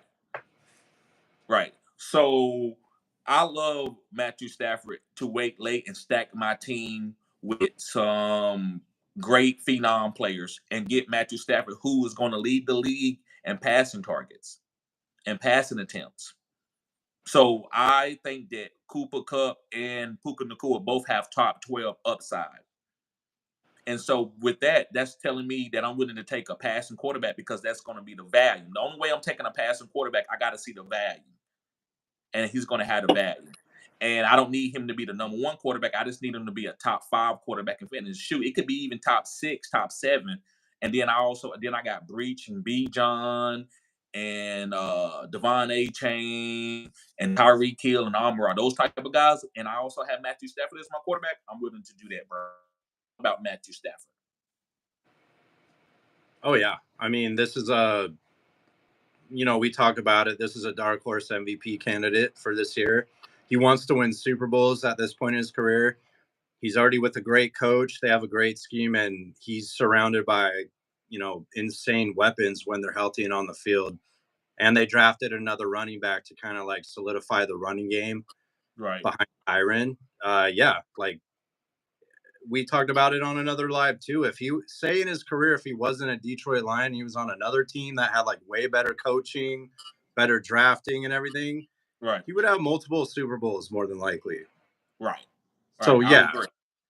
And he's older, but he can still chuck the football and he's got weapons for days on that team. So there's no reason why he can't put up insane numbers and be a league winner. I lost to the guy in the title game who had Matthew Stafford and Puka. So he was a title winner for someone in my league last year. So he can absolutely do it again this year. Facts. And it hurt me to say that. What'd you say? It hurt me to say that. Right. I got you. But we here to help guys win. But I agree. I think Matthew Stafford is going to be a great pickup. And no matter what happens, I'm willing to take him at his ADP. Even if he does go down and get an injury, it's not going to matter at his ADP because usually you can get 2 quarterbacks at his ADP. Yeah. If you want to do that, if you think he's injury, because to me, I'm usually going to stay with my quarterbacks, and then if I see a guy balling out like a CJ Stroud, I might go ahead and stash him. But I might not. It just depends on how I feel about it. I think you can be able to pivot because you should have a killer team. If Matthew Stafford is one of your best picks, then you didn't draft a good team. If you waited late to get Matthew Stafford, I agree. I'd be fine rolling Matthew Stafford out as my QB1. Right. I'd be fine with it. Good pick. Okay, bro. Yeah, go ahead on to your next league winner, bro. All right. So this is a second-year player in the AFC East. The team is probably a playoff team, and he could emerge as the team's number 1 passing weapon, and it's the tight end of the Bills, Roadhouse, Dalton Kincaid. Right. I love Dalton Kincaid this year. Top 5 tight end. He can run block and pass block if he needs to, but he's not that type of tight end, in my opinion. He's a pass catching scheme him up to go run routes type of player. Right. And they don't really have a wide receiver 1 right now. They got a lot of, older players, not older, but like they've been around the block. They've been on multiple teams. They're like ragtag type players, right? This guy, along with the running back and the quarterback, I think are going to be the core of the offense. So I think that'll start from week 1. and it'll go all the way to the end of the fantasy season. Because to me, they're not a 1 seed or a 2 seed in the AFC. They're going to have to play the whole season. So as long as he stays healthy, the offense is clicking, he's going to be there for GMs in the fourth quadrant and in the fantasy playoffs when you need him. And he's also going to be okay in the cold weather. It's going to be fine. So I would draft him with confidence for the whole season as your starting tight end, and his ADP is perfect. And I think he could return like top 5 value easily at the position this year. What do you think about that? Facts. I don't have anything to disagree with that. I agree with everything that you said. I love Dalton Kincaid. I would rather wait and get Dalton Kincaid over Travis Kelce. And a lot of you might not be able to handle that because you love Travis Kelce just as much as Taylor Swift do. And I understand that. Me, I don't. I'm going with Dalton Kincaid because you said about what you talked about with the fourth quadrant. I look at stuff that way. Sometimes the guy can start off strong, and then you playing Travis Kelce, and then you got guys like they got David Njoku or Dalton Kincaid or Kyle Pitts, and they're gonna outscore because Travis Kelce's not gonna play the whole game. And so that's why I'm willing to pivot. Now, Travis Kelce years ago, like a couple years ago, when they were still trying to prove themselves, then yeah, I'm going with Travis Kelce because they trying to step on people's throats. Now they did take time off, but you would take that. I don't think Travis Kelce is going to lead the league in targets, be a top 10 target getter like he was a couple years ago. I think he's going to be a top 24 target guy, and he's going to ball out best for real NFL playoffs. So with that, man, I think Dalton Kincaid is definitely a top 5 guy, and I love him this year, man. I think he's a league winner for his ADP because everybody's taking Travis Kelce and Sam Laporta over him. Yep. He's going in the Yahoo mock drafts in like the 6th, the 7th. Right. All day. Give me that all day. Right. Okay. Zach says, I think the Rams will make it to the Super Bowl this year. I think I won't be surprised at that. I think there's a lot of teams in the AFC. I think Detroit can, the Rams can. The Niners, the Eagles. Yes, the Eagles. I don't know if the 49ers, if they do it, they make it back, man. I got to give them credit because that's hard. That's going to be tough. Yeah, like it's hard to get to the Super Bowl if you're any team. I totally get it. You know they're going to be there at the end, though. Yes. You hope Purdy don't regress and you hope CMC doesn't get hurt. Not wishing anything like that, but it's hard. Man, that's 3 years in a row, man, that they've been right there at it, man. And they could be tired. I think like after, I mean, this is a spicy take, but like if they can't get it done this year, like to me, their window is like closing because you got Debo getting older, you got Kittle getting older, you got CMC still has probably like 2 years left. The coach is good, the scheme is good, the defense is good. Right. But like you said with Purdy, like as these elite weapons start to get older and get phased out, does he get exposed as just like Joe Schmo in this scheme, and then the Niners just kind of fade a little because you got the Packers coming up, you got the Lions are going to be there for a while. The NFC, the NFC East always has Philly and Dallas are always in the convo. You know what I mean? So like they're kind of at a, I don't want to say they're there yet, but like after this year, they're almost at a crossroads. Not like a rebuild, but like a I guess a rebuild, man, like a shift in offense or something. I don't know. Well, this is what I say. I think Shanahan's so good, bro. I think he could be good there for 20 years, even if they didn't win a Super Bowl. I think they drafted so well. I think they're gonna always be there. I think they can have a whole new roster in 6 years and still be competing for Super Bowls, even when CMC retires. I think they're gonna keep. Man, I think he's really, really good. I think he coaches quarterbacks very, very good. I see this team always being dominant with Kyle Shanahan and John Lynch. I think it's John Lynch is a big part of it, like the actual organization, how they draft and the players they go out and get. Yeah, they're very good at that.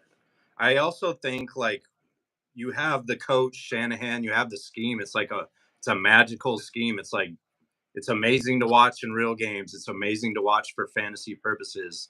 and that won't change. But like maybe there's a little like camaraderie with the players on the team right now too, and it's just like it's a good mix. So like that can change with different players also. Like the locker room could change maybe a little bit, different personalities and stuff. So I'm interested to see, you know, as those core 49er players age and get phased out, how the youth on the 49ers responds and if they still remain as a, you know, a legitimate NFC threat. Right. I agree with that. Facts. Okay, bro. I'm gonna move on to my number 5 guy. Okay. And my number 5 guy is going to pivot off of you going with Dalton Kincaid. It's going to be Keon Coleman. Okay. And the reason why I'm going with Keon Coleman, man, this is what I tell you. Like, I just don't go with guys that I like. Keon Coleman, with the opportunity that he got and what he's doing in camp right now, I'd be a fool not to have him on some type of video to get y'all to pick him up. And his ADP is so lovely. It's pause. It's delicious. Pause. I love Keon Coleman's values. Now listen, this is what I was saying. I'm gonna have to do another pause, maybe a pause segment, but I'm gonna call this a pause segment. If Keenan Allen and DeAndre Hopkins had a baby, it would be Keon Coleman. Ooh. I believe his route running reminds me of a rookie Keenan Allen, which, you know, Keenan Allen was a great route runner, but he got better through his rookie season all the way up to what he is now. And D-Hop catching ability with one hand catching, going up to get the ball with a great catch radius. Keon Coleman has that. So I love Keon Coleman. I think I'm taking him not because I think he's like better than Brian Thomas or anything. I mean, I like Brian Thomas. I'm probably taking a lot of Brian Thomas before I get to Keon. But I got to be able to draft Keon Coleman at the right ADP because of the opportunity that he has on the Buffalo Bills, where they got 160 vacant targets. Now, I think Dalton Kincaid is going to get 30% of that on what he already got. And I believe that Keon Coleman can get 50% of that. So that's going to leave 20% for Shakir, or whoever is left over. Could be James Cook, whoever's left over. So, but I believe Keon Coleman has every opportunity to be the wide receiver 1 who will probably get close to 100 targets this year. I wouldn't mind drafting him in those later rounds, depending how my team's looking, you know, up to that point. But yeah, they don't, in my opinion, like when you play the Bills this year, you scheme to stop the run game, I would think, right? Yes. So, well, stop Josh Allen from getting outside the pocket.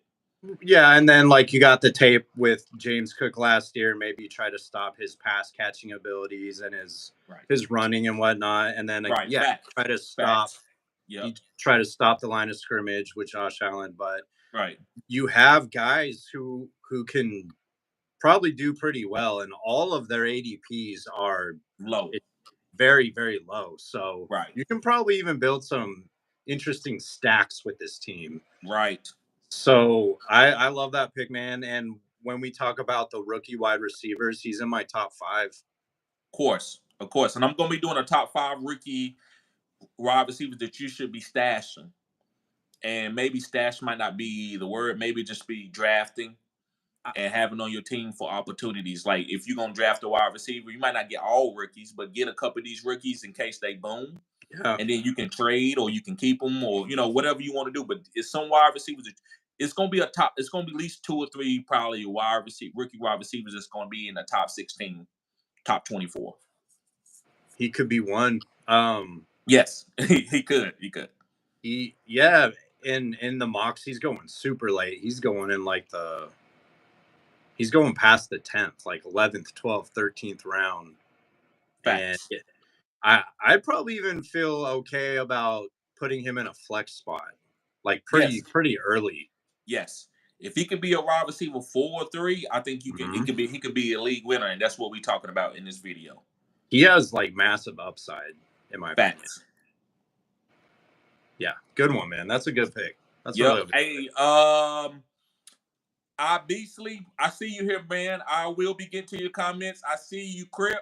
I will be getting to your comments. I appreciate everybody being here. Kenny, I see you got a lot of great comments. We will be getting to your comments too. Guys, stay patient. We just don't want to ruin the content and be chopping and doing too many Q&As while we're trying to do content. So that's how we choose to do Fantasy Football After Dark. Appreciate everybody being here. And again, I want to thank my homie who's always busy, but he makes times to come on to my channel and do videos, man. And I appreciate you, bro.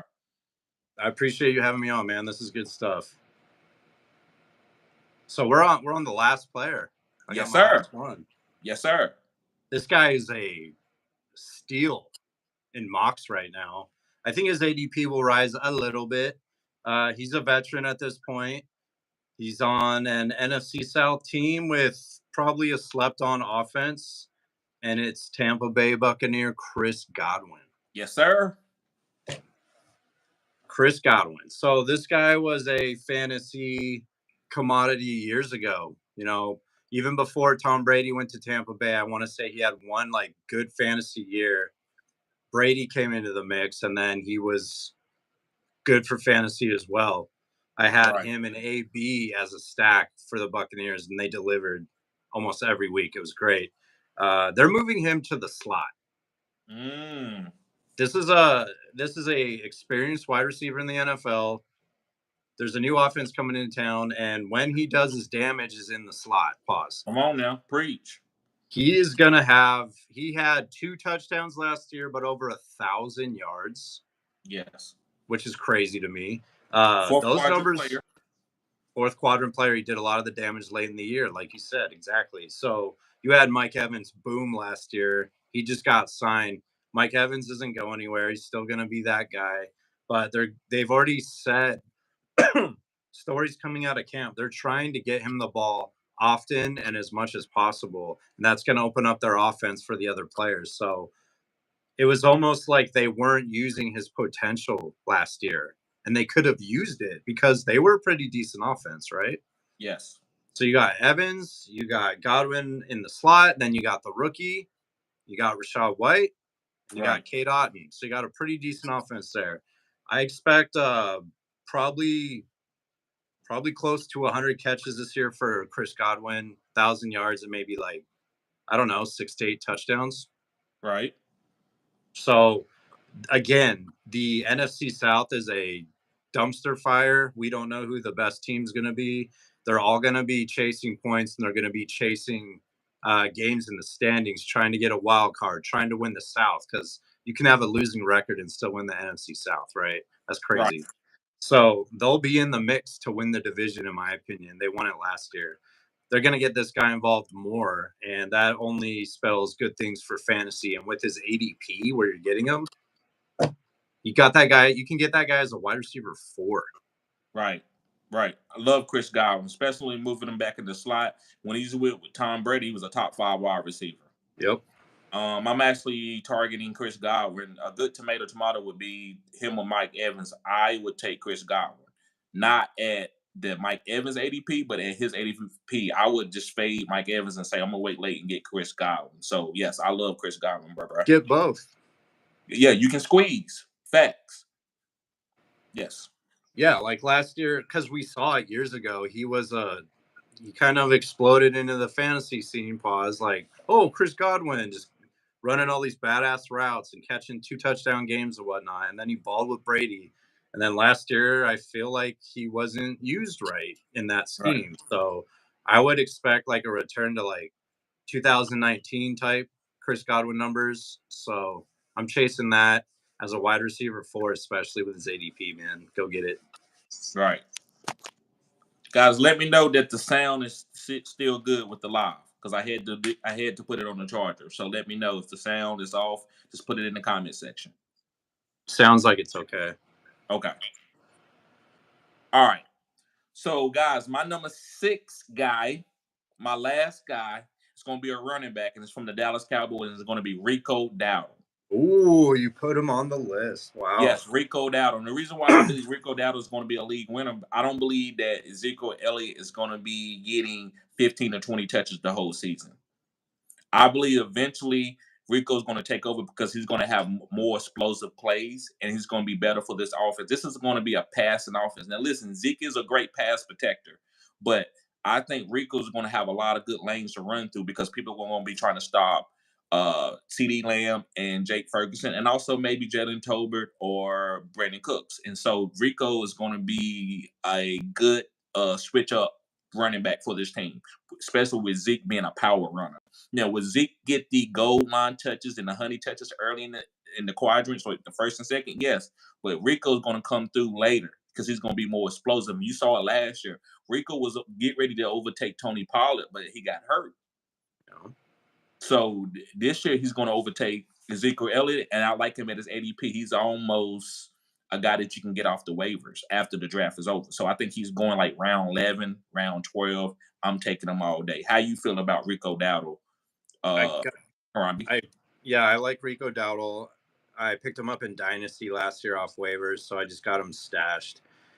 To me, I don't think Zeke will be that guy later in the year. And the weird thing with a McCarthy offense is like they're not really a running type team, and he likes to rotate back. So you saw it last year. They got Tony Pollard. Everyone was all excited, like, oh, he's gonna be a boom, right? So I think he went in the first or second round in drafts last year. He's going way late this year. He switched teams, different scheme, whatever. But they wanted Tony Pollard to be that guy. And like in Mike McCarthy's scheme, they don't really have like that like bell cow running back. So I like that too. I think they're just bringing in Zeke for depth and then blocking and then goal line. Maybe a couple touches here or there, but like the youth, he can catch the ball out of the backfield. I don't know how his blocking is though. Like, how is his blocking, TD? Right.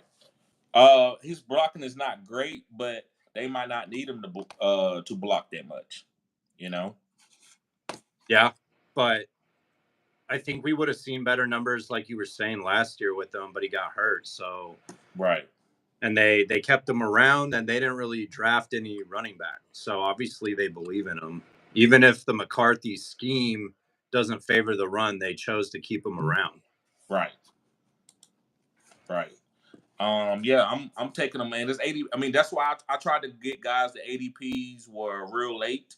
I believe those are, kind of more legitimate league winners. But you can get league winners in the first, second, and third round. It just depends on how you look at fantasy football. I look at fantasy football league winners are guys that I can have an opportunity cost and not take another guy higher and still get that same value, especially for the fourth quadrant. So it's always up to me about being able to make the playoffs, but get guys that with the opportunity cost that's going to be good for me in the fantasy football playoffs if you want to win the championship. If you're just worried about winning week one and blowing somebody out, your team is going to fade. And I want guys where if something happened, I can bring in another guy, or somebody gets hurt, all of a sudden I still got the sauce. So if Nick Chubb was to come in and then he gets nicked up on his knee injury and I got Jerome Ford, boom, that makes my team still good, ready to win a football, fantasy football championship. So that's why I love Rico Dowdle. Yeah. Okay, but bro, what we're gonna do? We're gonna get to some of the questions in the chat, but first we're gonna change the tomato up. But let's talk about this. Break down the tomato real quick. Chris Olave won. Do you agree with that? Yeah, I voted for Olave. Right. I am not. So I would have picked Drake London, but I respect the Chris Olave with that because I believe with Kirk Cousins being injured, it's hard to trust Drake London in that offense. I like the fact that they got a new OC in New Orleans and they realize that he's their wide receiver one, even though we talk about a lot how he's not like a traditional X type receiver or, a true outside style receiver, but he can run deep and he can go get it. Pause. He could also play in the slot.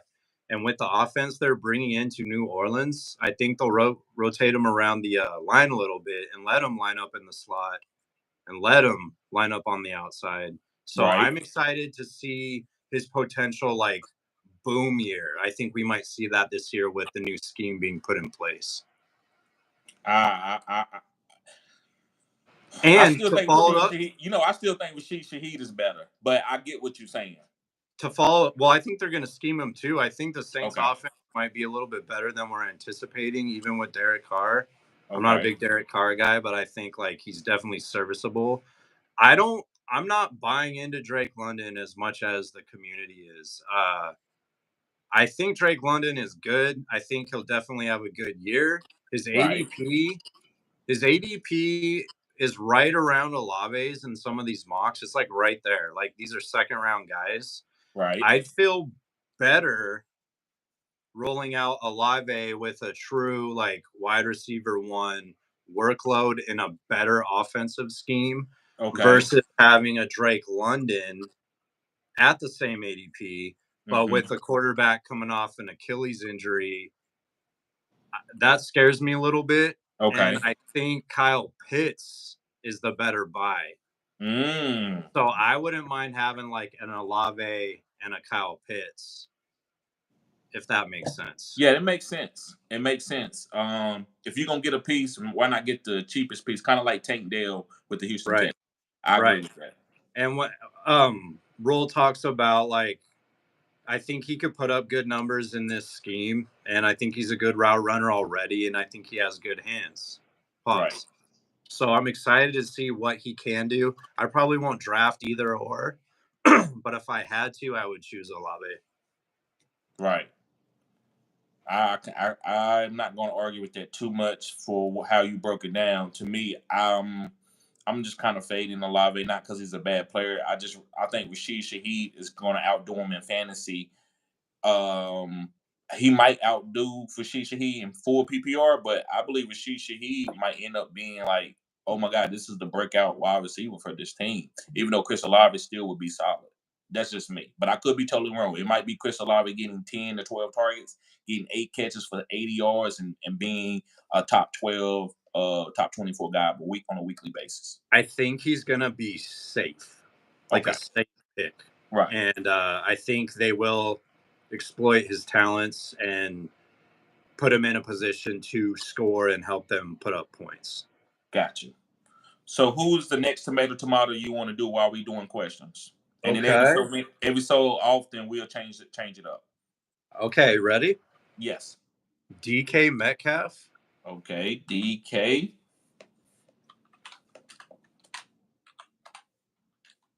Okay, and who else? Or Devonta Smith. Redraft. And I expect this one to be close as well. Okay, we started it. All right, let's go up a little bit. We got to go scroll up a little bit. Okay.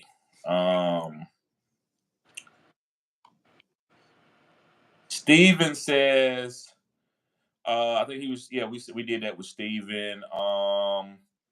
Gerard, okay, we did that. Olave slightly better.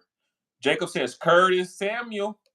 Jacob is talking about Curtis Samuel, Jacob Rivera. What do you think about Curtis Samuel for the Buffalo Bills this year? You think he's going to be a guy that you should be drafting? I think he's going to be the type of player that will be like drafted in maybe more experienced leagues, but also not drafted in some leagues. Like it's like a 50-50 to me. I don't think he'll be drafted in my league. I can see why you would draft him. Like it's a stash maybe to see how he's used in the new scheme. But I believe one of the coordinators there worked with him when he was on the Panthers, so they know how to scheme him.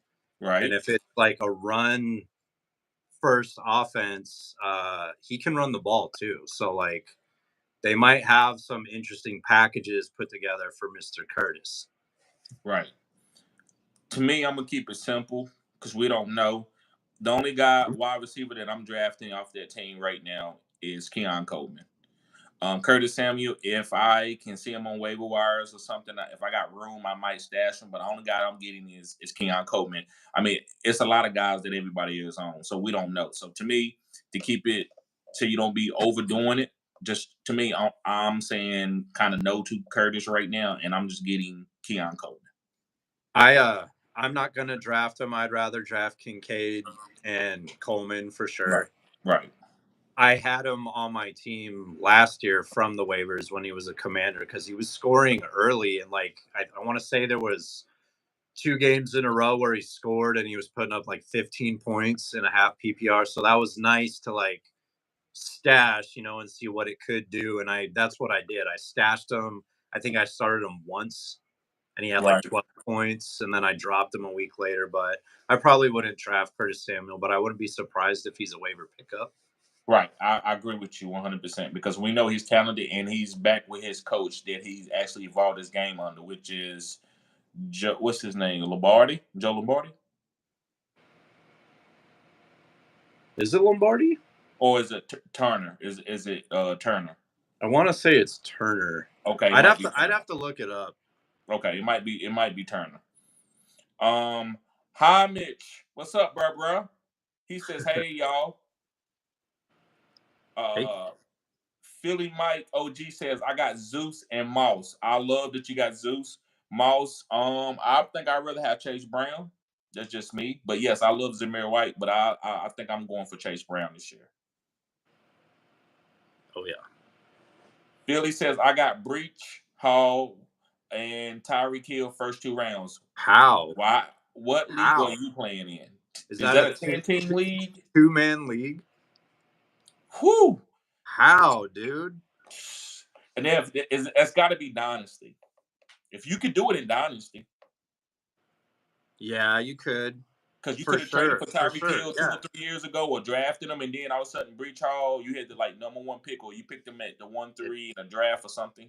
It has to be a startup Dynasty league. Actually, I'm going to the next comment. He says at pick 12.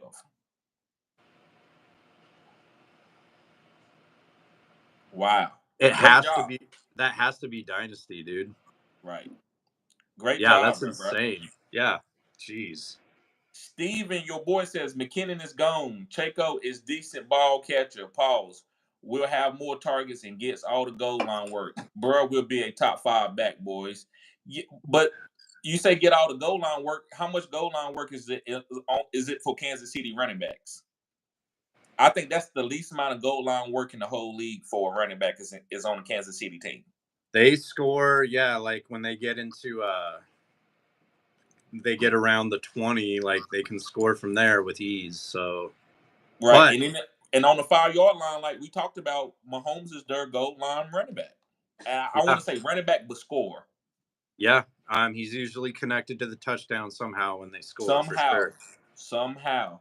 I like his upside in the offense. If the offense was better last year, he probably would have put up better numbers. Yes. So I have to give him that. Right. He did ball out when it counted.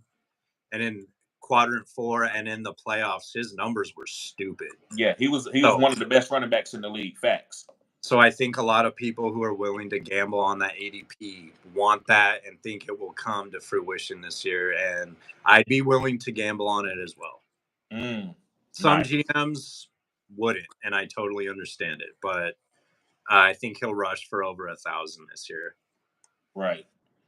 Philly Mike OG, appreciate you being here, bro. Make sure you subscribe to the channel. This is Cutting Edge. Philly Mike also says he like Kamari Vidal. I like Kamari Vidal as a sleeper too. I believe that if Gus ever does anything like start fumbling or gets hurt, I believe Kamari Vidal could be a league winner.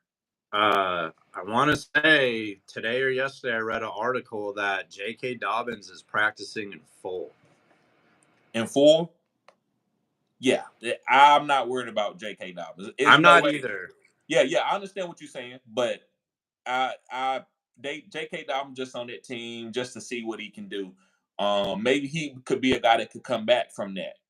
That's what they trying to see because he's still a young guy. He's only 24, 25 years old. Yeah, his injury have been the worst you can get as a running back. He's had like pitiful luck.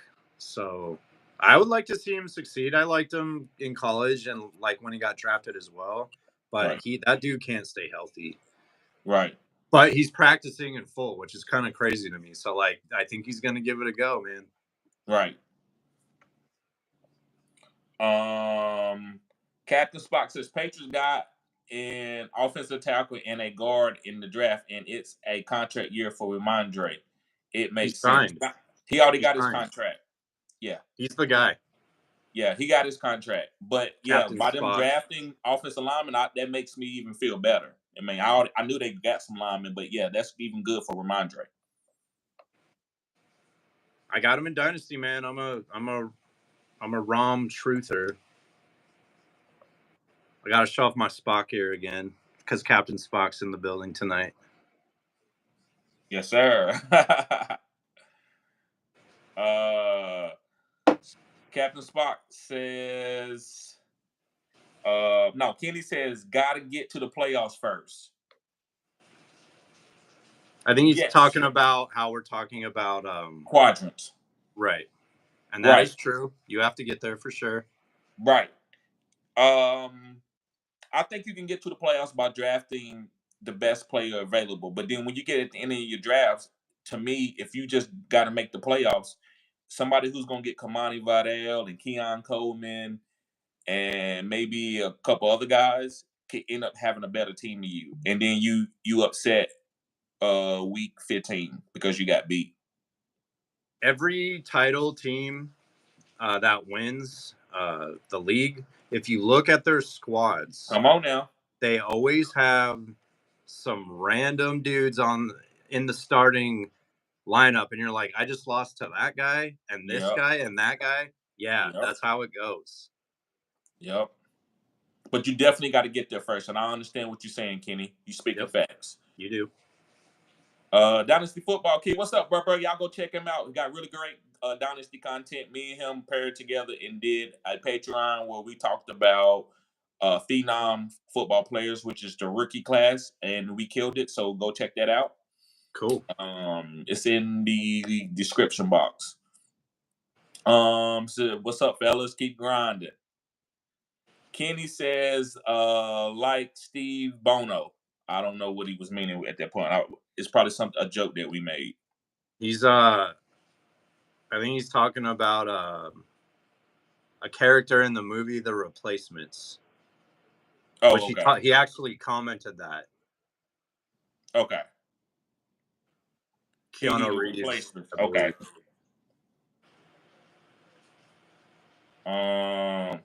The kicker. Oh, is it the kicker? Yeah, because Bloody Welch, he was like, I think he was like the European guy. Oh, okay. I haven't seen that. He says, do you think if Zach Wilson and Mac Jones sat for 3 years, they would be better? Hell yeah. Great. That's a great comment. Hell yeah. I feel sorry for I know people dump on Zach Wilson. I feel more sorry for Mac Jones. Cause like he was a good college player, and to go to that school, you gotta be pretty decent. You gotta be pretty locked in mentally, which he was. And his first year in the league, he did okay. And I'm like, oh, okay, maybe they drafted a serviceable quarterback, and then he regressed so badly the next year, and then the following year, and then he went to the Jags, so he's a backup in Jacksonville now. I wanted to see Mac Jones succeed, and it's kind of a bummer he didn't. Zach Wilson, I don't think he's like locked in up here like he's supposed to be. I think he has talent, but I don't think the teams he was on and the coaches he played for did him any favors. I agree. Kenny says young quarterbacks get wasted today for not performing the right way. I agree. It's a business. Need to give him a little bit of time. Yeah. Captain says A-Chain missed 5 games and still finished at RB21. No other player that missed 5 games finished as a top 32 except Kyron Williams, who finished RB4. Facts. That's how explosive those guys are. when they in the games, and I'm willing to take risk on those type of players. What do you think for A-Chain going into this year, TD? What do you think his usage is going to be?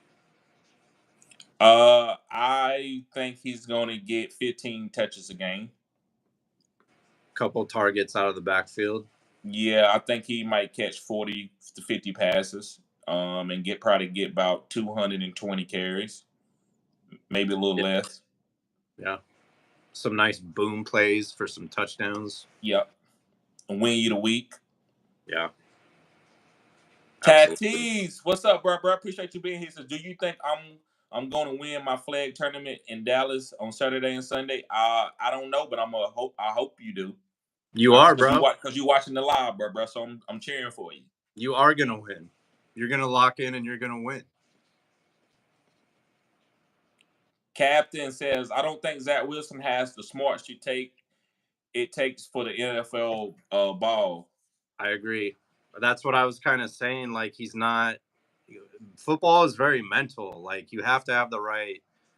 Obviously, you got to be a athlete and a physical stud, right? Pause. You got to be like locked in up here too, and be willing to take L's and to adapt quickly and learn and like pick yourself up. And I don't think Zach Wilson was locked in like he needed to be. And I thought he had a pretty shitty attitude a lot of the times. Maybe he was mad about the scenario he was in, but I agree 100% with what Captain Spock said.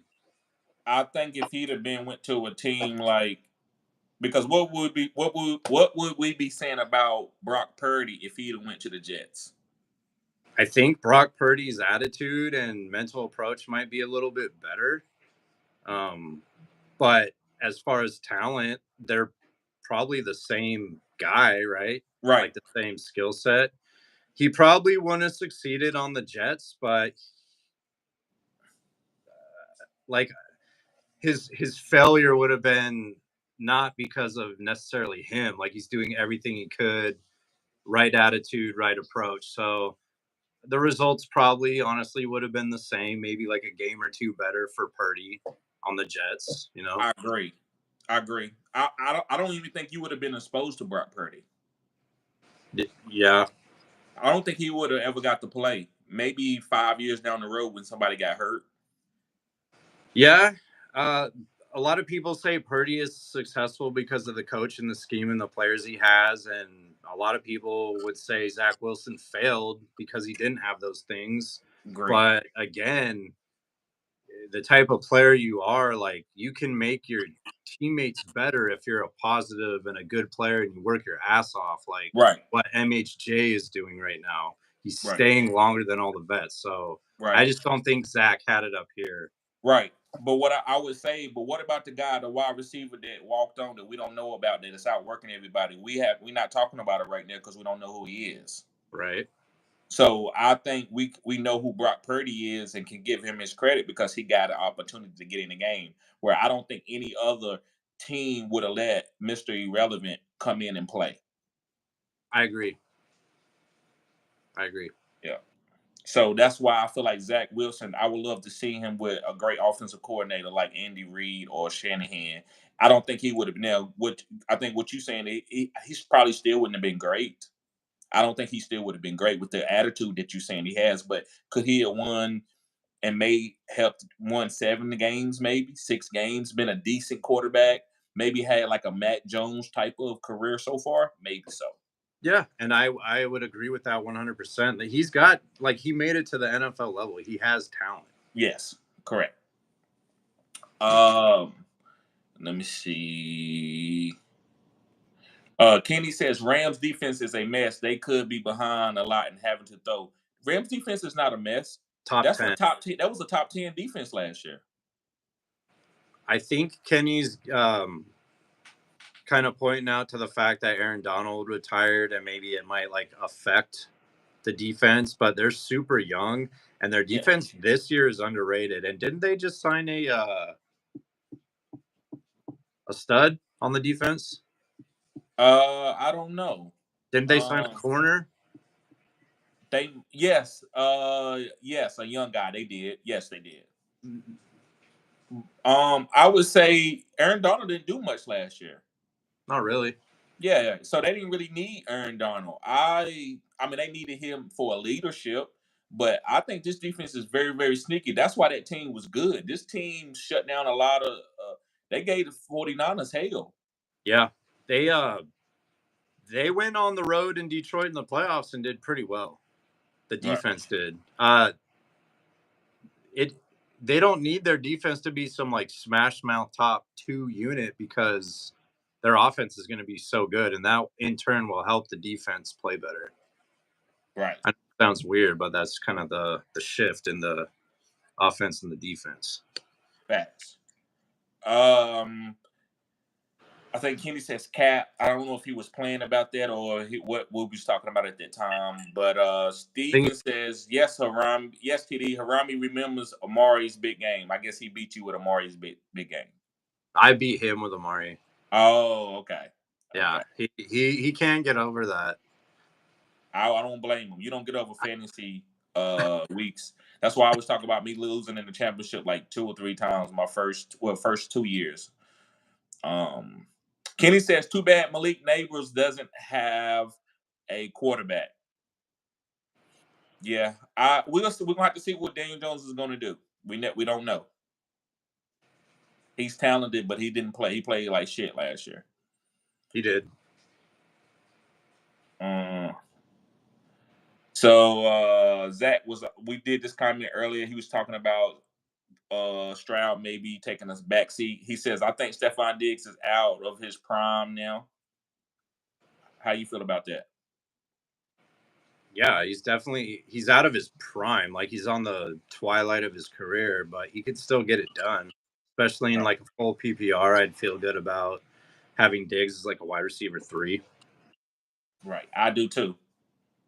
I think his expertise is only going to help going to help Tank Dell and Nico, and he's going to be able to get open underneath. You can as a wide receivers can play till they like 36, 37 if you are a great route runner and got great hands. Chris Carter did it. Wes Welker, Julia Edelman, all those guys played into their mid-30s. Steve Smith, right. I want to see Diggs' career take that kind of turn, like he is still a baller for like another year or 2, like how Smith was. Right, and he can do it because of playing with a young quarterback with C.J. Stroud. Yep, I agree. I'm gonna end the poll. DK won it, man. It was a landslide, 67% to 33% DK Metcalf. I thought it'd be a little bit closer. I'm excited about the Eagles' passing game. I know you're excited about the running game with Barkley there. Who wouldn't be? But I think Smith will smash his ADP this year. I agree with that. I think these guys are going to get a lot of touchdowns. I think him and A.J. Brown kind of going to be like Debo and Brandon Ayuk last year. They didn't get a lot of targets, but they were high efficient guys. I want to see DK just have a monster year with the passing scheme that they're installing in Seattle. Because he's a freak. Yes, I got DK on so many teams. It's unbelievable, bro. Like, just because I like his upside. So, yeah. All right, let's do the next tomato. Okay.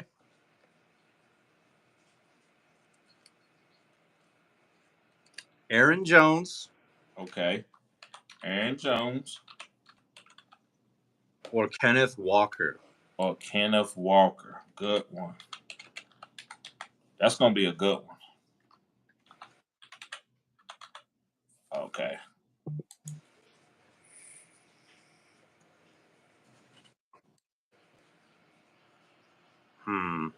Okay. Kenny 49ers says Burrow likely will miss time.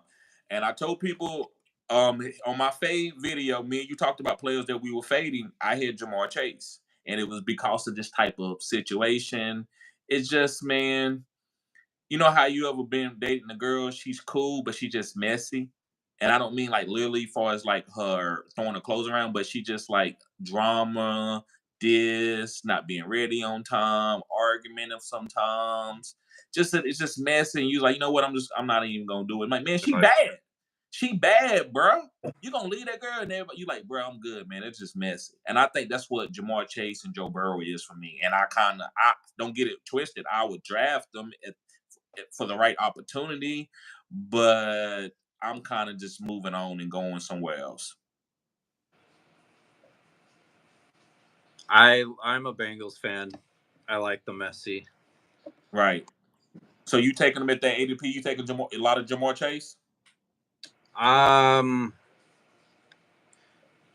Yeah. Okay. I get why you don't. I totally do. The cool thing about fantasy is like there's so many different perspectives and strategies, right? Right. A lot of people maybe don't want to take them because of Burrow being hurt. Burrow is fully healthy. Right. He's fine. He bleached his hair. He's ready to go. He got a haircut. Right. So I expect the Bengals to be a good offensive football team this year and to put up a lot of points. And then you got T. Higgins, who's trying to get paid, so he's going to be at his best. You got a healthy Joe Burrow. You got the new running backs in there. So I think they're going to be passing more. Right. Because they don't have that Joe Mixon workhorse guy. They'll still run the ball, but like I see the Bengals offense being pretty filthy this year. Right. Yeah, I think I won't be surprised if Joe Burrow's a top 5 quarterback and Jamar Chase is the number 1 wide receiver. But I just don't want to trust it, man. Once they get going, I might make a trade. Maybe I trade and get a 2-for-1. Like if I got Tyreek Hill, I'm not saying I would do it, but maybe I trade and say, you got Tyreek, let me get Jamar. If I see it and I trust it, because I know what Jamar Chase is. That trade happened in my league last year. That exact trade. Wow, that's crazy. The guy who I don't want to put him on blast, but like the guy who traded Tyreek received Jamar Chase and finished at the bottom. Wow. You think if he'd had Tyreek, he could have made it to the playoffs? Probably. He only missed it by like 2 or 3 games because I do 6 teams. Okay. I do 6 teams in the playoffs, but like he knows he fucked up. Right. Yeah. It was a dynasty? No, it's just redraft. Oh yeah. I wouldn't have done it in redraft. Everyone in the league's like, dude, what are you doing? And I pushed it through, so I don't know. Yeah. I wouldn't take Jamar over Tyreek this year. Right. Zach says, I was talking to my brother earlier, and he said that taking Saquon over Bijan and Breece, that he was taking Saquon over Bijan and Breece. Listen, I'm not doing that in fantasy, but I'm gonna tell you that's cutting edge content, and Saquon could be better than both of those guys. I'm not gonna sit here and cap. He could. I took him in the second last year. I took Cooper Kupp in the first and Saquon in the second, so I had no first 2-round picks in that league. Right. But then I picked up CJ Stroud off waivers and it worked out. Awesome. Yeah. Kenny said they all up they're pretty close together. Earlier when I was telling people to take Saquon, I don't think Saquon was up there. People were saying there's no way they taking Saquon over Jahmyr Gibbs and those type of guys. Like it wasn't Bijan and Breach, but people was like, I like Saquon as my number 3 running back off the board. And people was like, that's crazy. I don't think it's crazy. Like right. You've seen one year on the Giants, Saquon flirted with 2,000 yards, right? Yes. He's going to have, if they get that pass game going, he's going to have insane running lanes to run through. Right. Captain Spock says, I hope your brother is in one of my money leagues.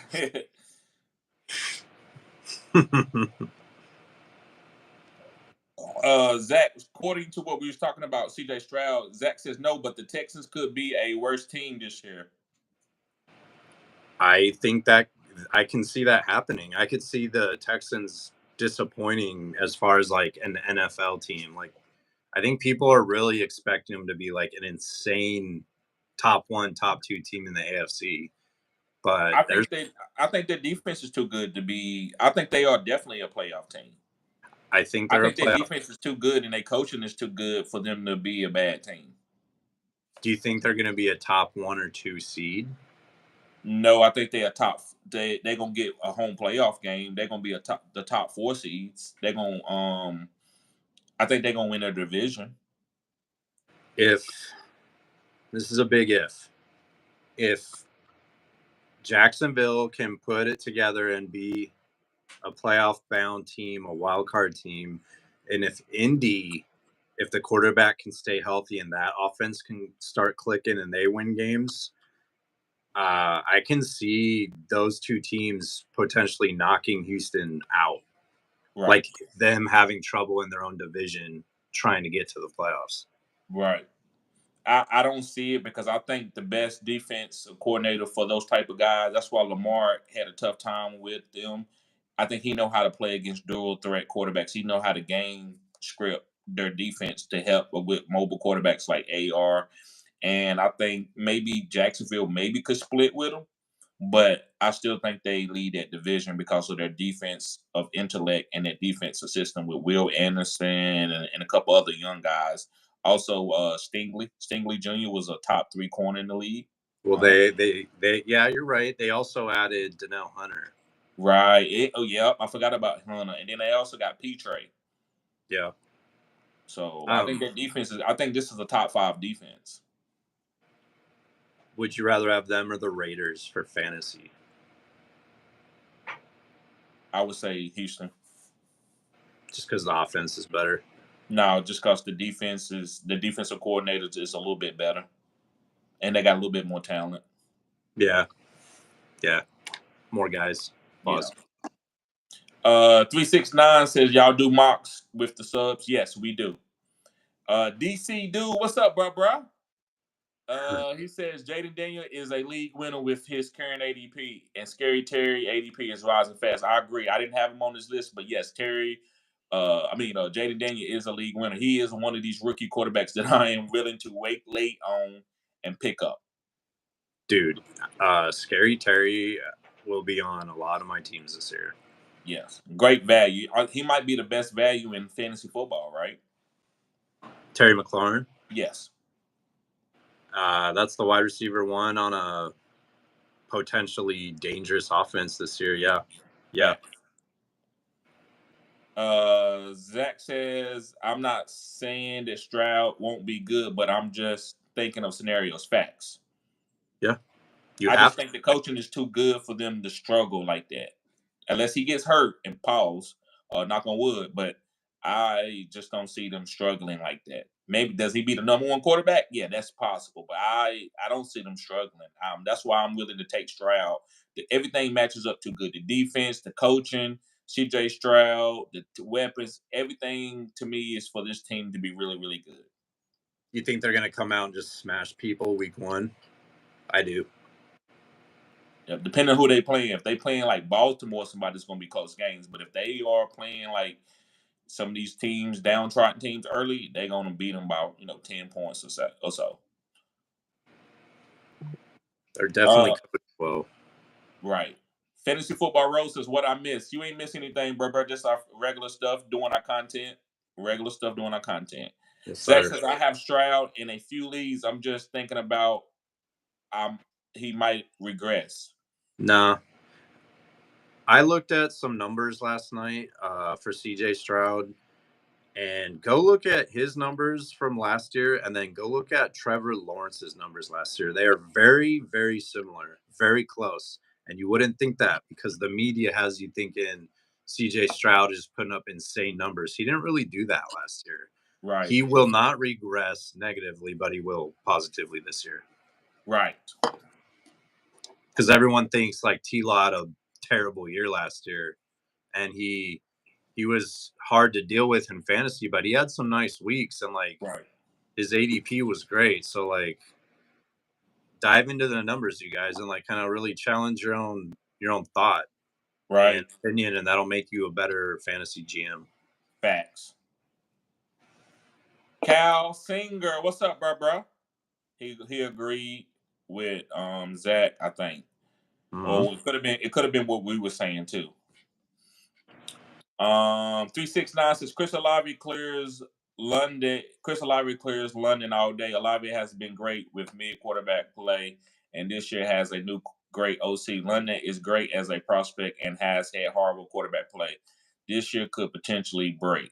So I guess he was giving both of them, breaking them down why they haven't had their monster years yet. I just think the hype behind Drake London should also be there for Olave. Right. If you're going to draft one of those two players. Right. Captain Spock says we talked about Njoku, and he said that was with Flacco. I think Flacco is going. I think it doesn't matter if it was Flacco. I think Deshaun Watson will hyper target Njoku, and I can't. To me personally, I can't process how people think that Watson is going to go out there and don't know how to get the ball to David Njoku. I just don't understand that. If I see that, man, then I think something is very wrong with Deshaun Watson in the head, because he's a great football player. When I still think he was 5-1 with the Cleveland Browns where he got hurt. So I just don't see that. I just don't be able to say, well, that was only with Flacco. If it was Zach Wilson and he had hyper targeted Garrett Wilson and Garrett Wilson was the number one, and I was talking about Garrett Wilson gonna be number one again, then I could see what y'all was saying, because the quarterback play, you can't trust him. But why won't you trust Deshaun Watson at least to get it to a tight end?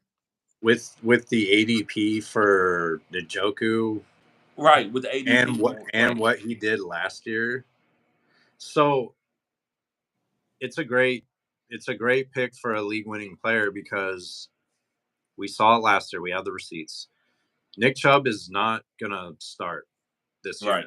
Right. I'm not going to say they're going to have trouble running the ball, but it's not going to be the same running game that you're used to. Nick Chubb is a beast.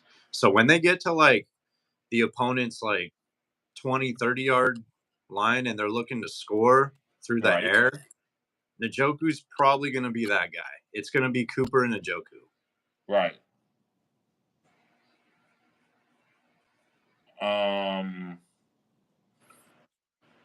Let's see. Captain Spock says Watson doesn't target his tight ends like Flacco does, and we talked about that.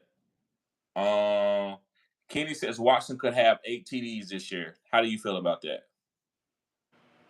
Passing TDs? Yeah. 8? Yeah. He could have a few more, in my opinion. Right. More. Right. Maybe he could have 8 rushing touchdowns this year. Right. Even if Watson's arm is not the same, having a David Njoku is going to help that. Yeah, like intermediate and shorter routes. You get the ball to that guy. Like, the coach knows how to scheme that guy into the game plan. Get the ball in his hands and watch him just wreak havoc on the secondary. Right. The dude's a beast. He's a beast. Yeah. Kenny says, how do you target a tight end in Cleveland? How do you not? Yeah, Kenny says, how do you not target a tight end in Cleveland? Right. It's Cleveland. Right. I agree with you, Kenny, on that one. He also says that Njoku needs to become a Niner. So he knows like how elite that guy is. He trolls a little bit. That's fine. And in that system, Njoku would be disgusting. Right. I think Kittle would be good on the Browns. Right. Kittle would be good anywhere. Yeah. Captain Spock says in games with Watson, Njoku had by far the lowest ADOT than any tight end at 3.0 yards. That's okay. He's a yak guy too. Right. And also that's before like things change. Also Google was one of the worst investments when they first dropped their investment opportunities. They was one of the worst investments that you could do. Look at them now. So that's how I see that. I get what you're saying. Those are facts, but I can't.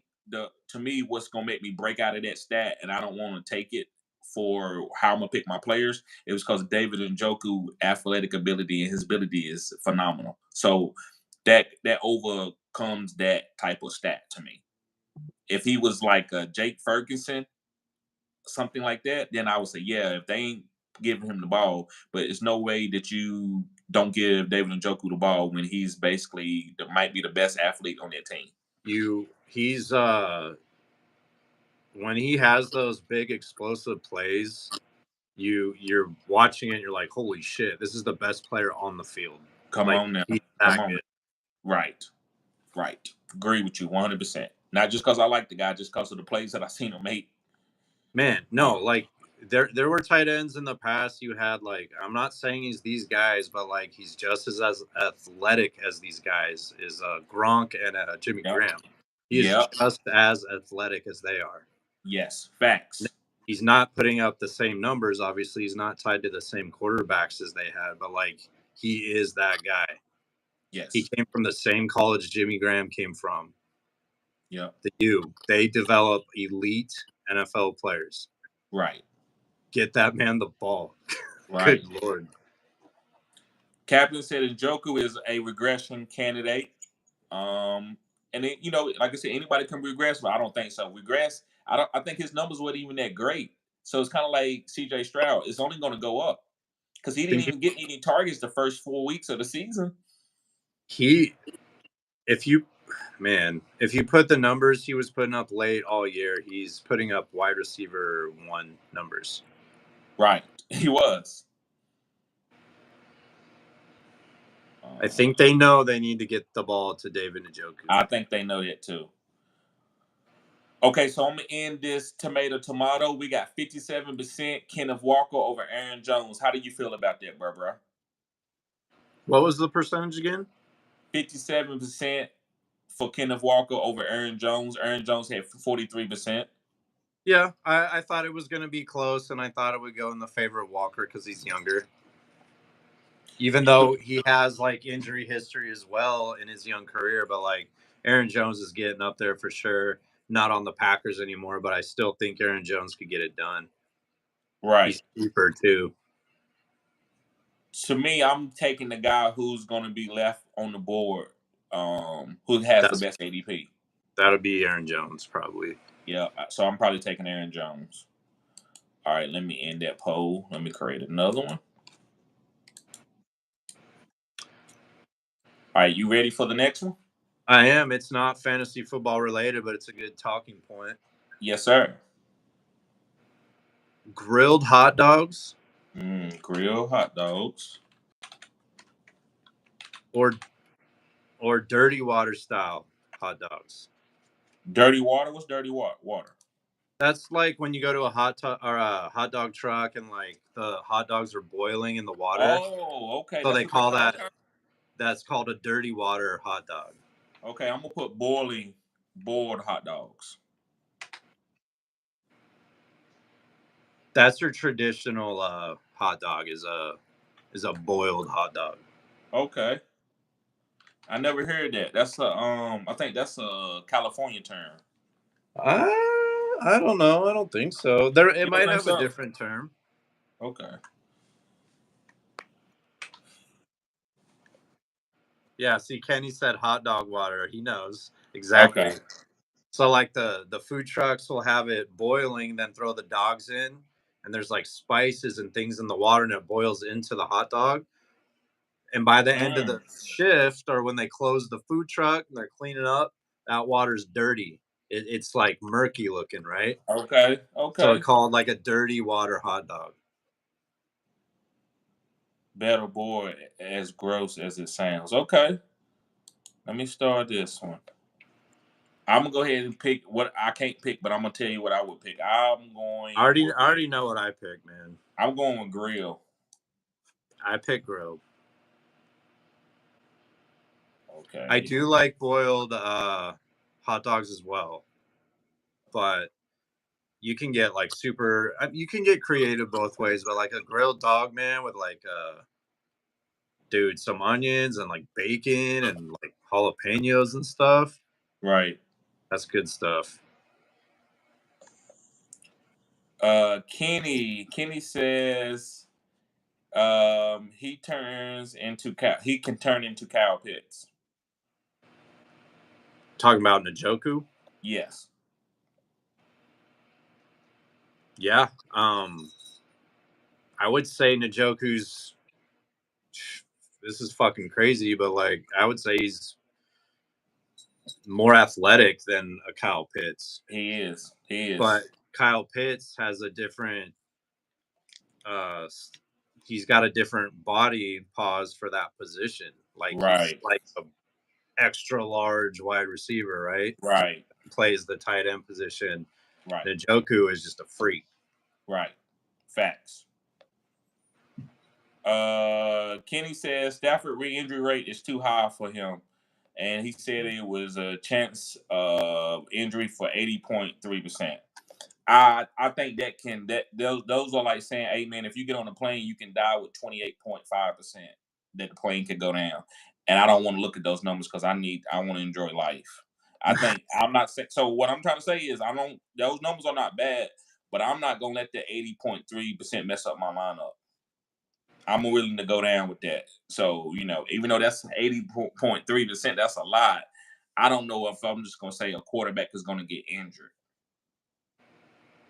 I mean, he's not even a running quarterback. No. Their O-line should be better this year as well.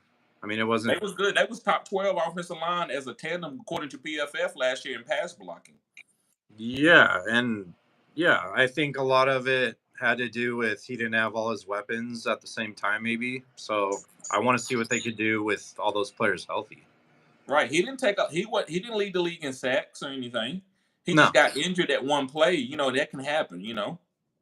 Any player can get injured during the game, like it's football. But he is a little older. I mean, I'll give Kenny that. Like he's older for sure. He's had some injury problems in the past, but of course, with his ADP and the coach and the offense he has, that's a easy draft pick. Facts.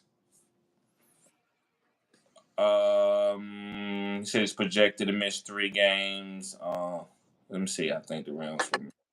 Yeah, we did that with Zach. Zach said that he think they'll make it to the Super Bowl this year.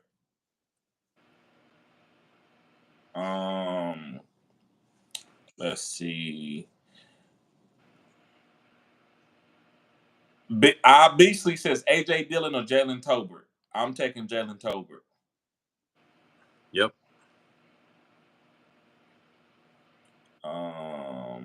I don't think AJ Dillon's even going to be drafted. I think Tolbert might be drafted in some leagues. Right. Cryptid says, who would you pick 5th, Chase, Amon, or Bijan? I'm taking Amon.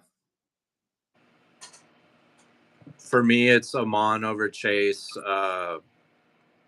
In a full PPR, half PPR, I do like Bijan Robinson a lot, but we have receipts with St. Brown, and he played real injured last year and still put up insane numbers. So he's the guy in Detroit. So give me St. Brown. Right. I'm hoping he falls to me at the 7. Right. I'm taking Amon-Ra as I'm willing to take Amon-Ra at the 1-3 pins. Yeah. 1-3, maybe 1-2, just depends. I'm taking Amon-Ra over CMC. That's just me. Kenny says, can't you drop the studs in the beginning and then trade for them for the players on doo-doo teams later? Yes, you can do that. Garbage time is a good thing in fantasy football, and teams that are doo-doo will often be chasing points. So, they're going to have to put up points, which only helps in fantasy. So it's not bad to take players on doo-doo teams. Right. At the right ADP. Yeah, but you don't want to have like every starting player on your team be a doo-doo team player. No. Because you'll start smelling like doo-doo. Correct, and doo-doo don't smell good. Kenny says the entire world is 50-50 these days. The way it is, man. Pun intended. I don't think it's as 50-50 as you think, Kenny. Father of three, what's going on with you, bruh? He says, salute, fellas. Do y'all feel CeeDee Lamb will end up playing or actually hold out? I think he's going to play. They're going to give him the deal.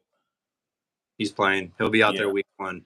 Yep. I draft late August. I need to know if I should pivot. My only other player worth keeping are Travis Etienne and James Cook. Yeah, you got to. I would say you can keep CeeDee Lamb. I would say go ahead and go down with the ship and keep CeeDee Lamb. That's too much value and too much upside to get off. If you'd have had somebody like Amon-Ra with it, I would say, well, listen, I would say go ahead and let CD go and take Amon-Ra. But you don't got anybody else. Yeah, you want to keep CD and just draft around him, and you could probably re-add those 2 players if you don't keep them. Same players. Facts. Crip is talking about bot league. I think he was talking about earlier when we was talking about guys where he said he got Tyreek Hill and somebody else in the first and second round. A bot league. Steven says, how early are you taking Pacheco around me? Stop playing, dude. God. He's pissed because he is the 2nd overall pick in a 12 team, and it's a snake draft. So I'll get the 7th pick. He doesn't want me taking Pacheco in the 2nd because he wants Pacheco in the 2nd. Bro, you're going to have to wait and see. And I'm not going to tell you shit because I want you scrambling on draft day. And you know this. Van Negro. What's going on, bro? He says, I won my league championship with Jared Hall. I had Puka, Nico, DJ Moore, Pacheco, and Mostert. Didn't need in a championship game. Right. And that's how, because you had them 4 quadrant players. God.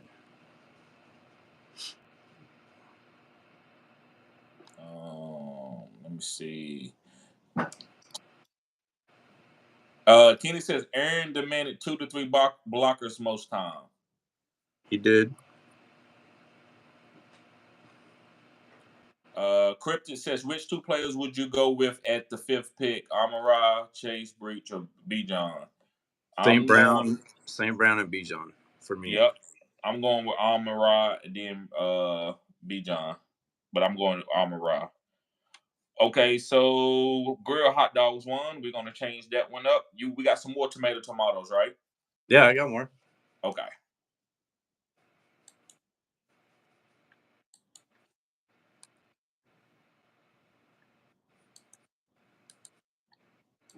Okay, what's the tomato? DeAndre Swift. Okay.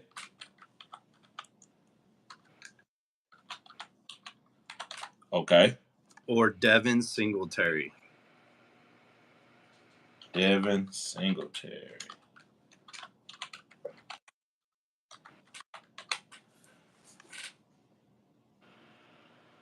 I'm picking Devin Singletary. Devin Singletary.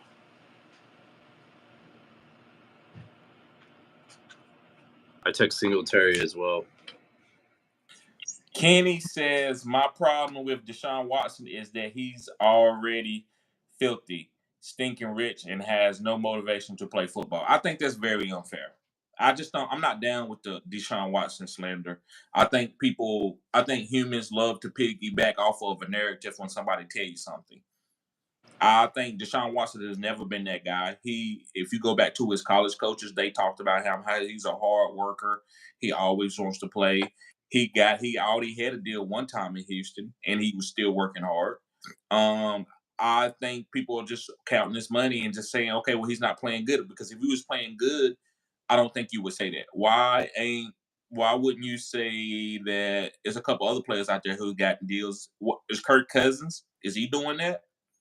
I just think that's unfair to say that about Deshaun Watson. I think he set out a couple years because of what was going on, and I think we have to give him time to get back acclimated with what's going on. Yeah. I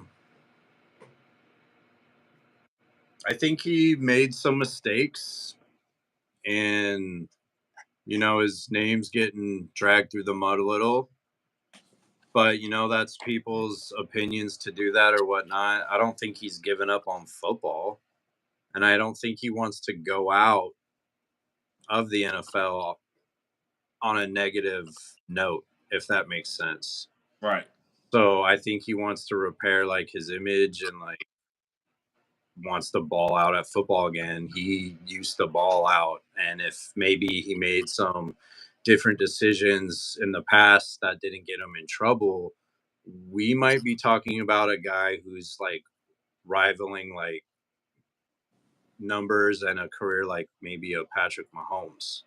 He Right. might not have won as many rings as Patrick Mahomes Right. to this point, but he was just as elite as a talent and an NFL quarterback as Mahomes was when he was in Houston. So I don't think he wants to go out being like a media bum, right? I think he wants to get where he was and just play football and chill.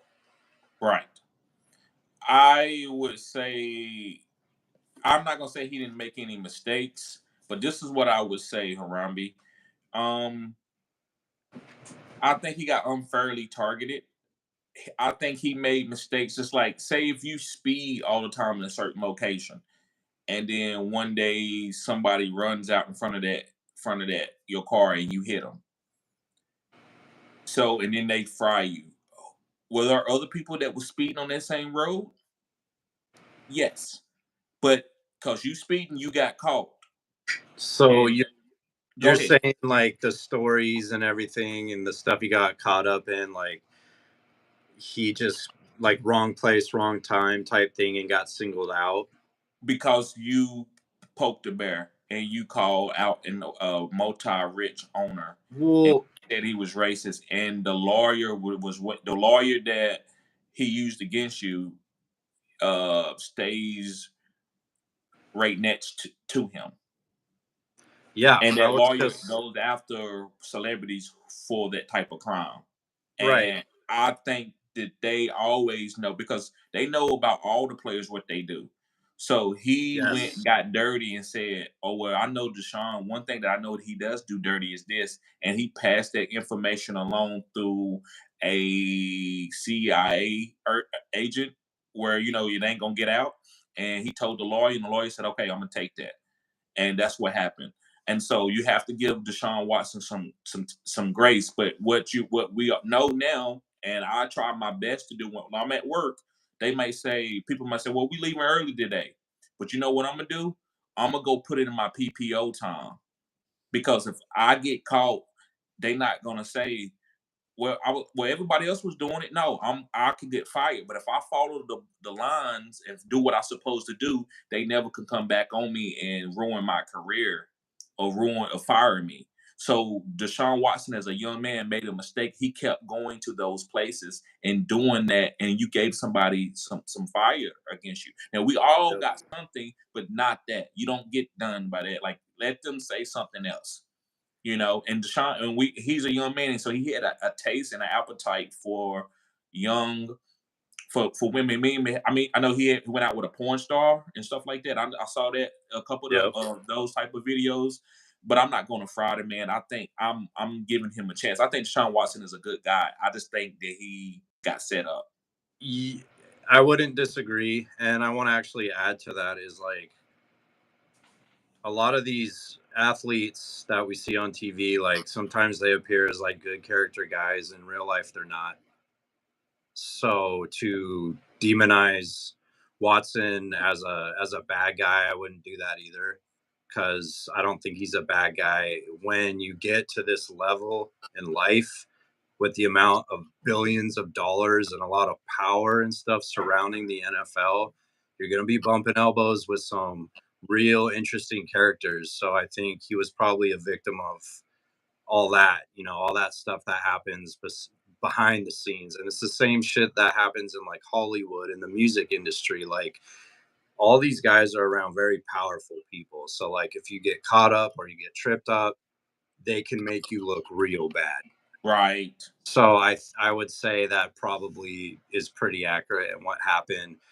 again, like, I think he's learned a lot from this, and I think he wants to kind of change how he's seen in the media, and he wants to be there for his teammates and just play football, because that's how he came into the league, was as a football player. Right.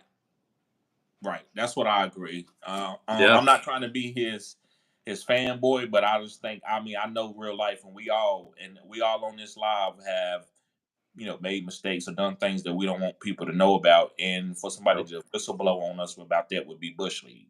Yep. It's what happens in politics too. Like, don't think that kind of stuff doesn't happen in the NFL and the MLB and in the music industry and the movie industry. Now. It's all over. Right. It's in the NFL too, for sure. Right. Let's see. All right, let's end the tomato. Right now, bruh, it's 50-50.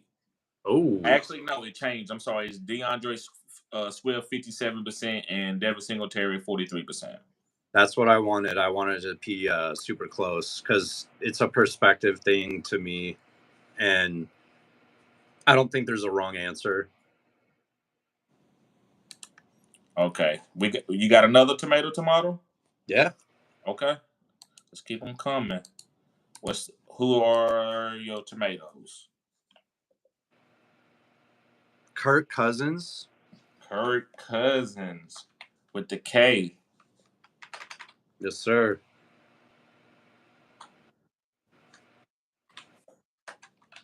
Okay. Or Derek Carr. Derek Carr. Ooh, I think I know who's going. I think Kirk Cousins is going to win this. I don't think people are going to want to go with Derek. Derek Carr might have a big year this year. You know that? I think he will. Man. People wanted him to have a big year the first year he went to the Saints. Right. But the offense wasn't coached right, in my opinion. This for me, this one's tough. Like, I can make an argument for both. Right. I'm curious to see how the community votes on it. Like, right now, I'm looking at the poll and I'm trying to decide who I want to vote for. I'm going with Kirk. If he's left on the board at that ADP where Derek Carr is there, I'm going with Kirk. But if I had to draft Kirk like early with some top guys, no, I'm going with Derek. But if they both are left on the board, I'm going with Kirk all day.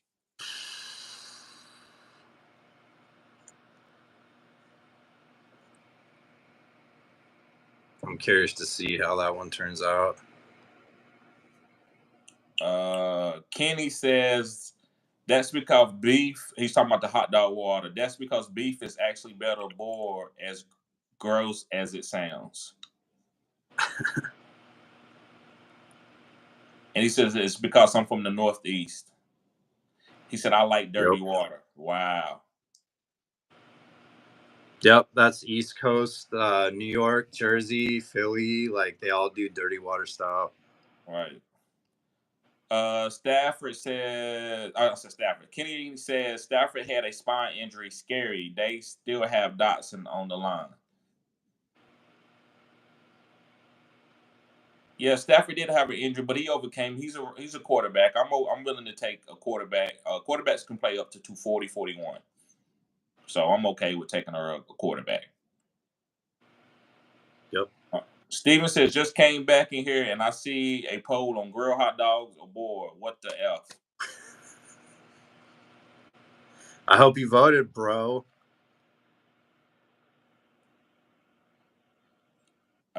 Steven says, cool, don't tell me shit, Arambi, and please consume that third frozen. The third option is frozen. Woo! He's mad because I won't tell him if I'm gonna snipe Pacheco. Right. I'm not eating no frozen hot dog, dude. It's not gonna happen. I want a grilled one. Kenny says, I lose all these posts. At least I know to bet against myself when the money's on the line.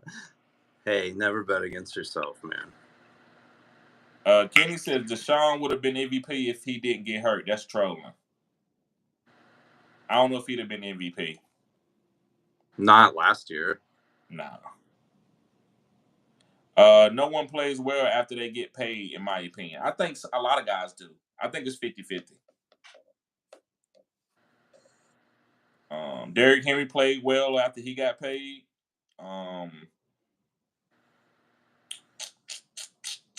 I think Amon-Ra's going to play well after he's getting paid. I think Justin Jefferson's going to play well.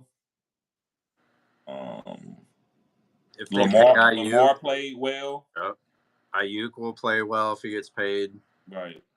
The two quarterbacks who just got paid are going to play well. Right. It just depends. I see that sometimes with running backs. Like a running back gets paid and then next year they just fall off. And it could because of mileage too sometimes. Yeah. Why not have one personal masseuse? It's shady. I agree. No, it's not shady. See, that's another thing. I get what you're saying because he's not married and he didn't lie to his wife. Nobody's talking about Kraft. He did the same thing. Facts. This is what I would say. That's how the media works. And I'm gonna say this, man, and you correct me, Harambe. I'm willing to be called out on this. This is just my opinion.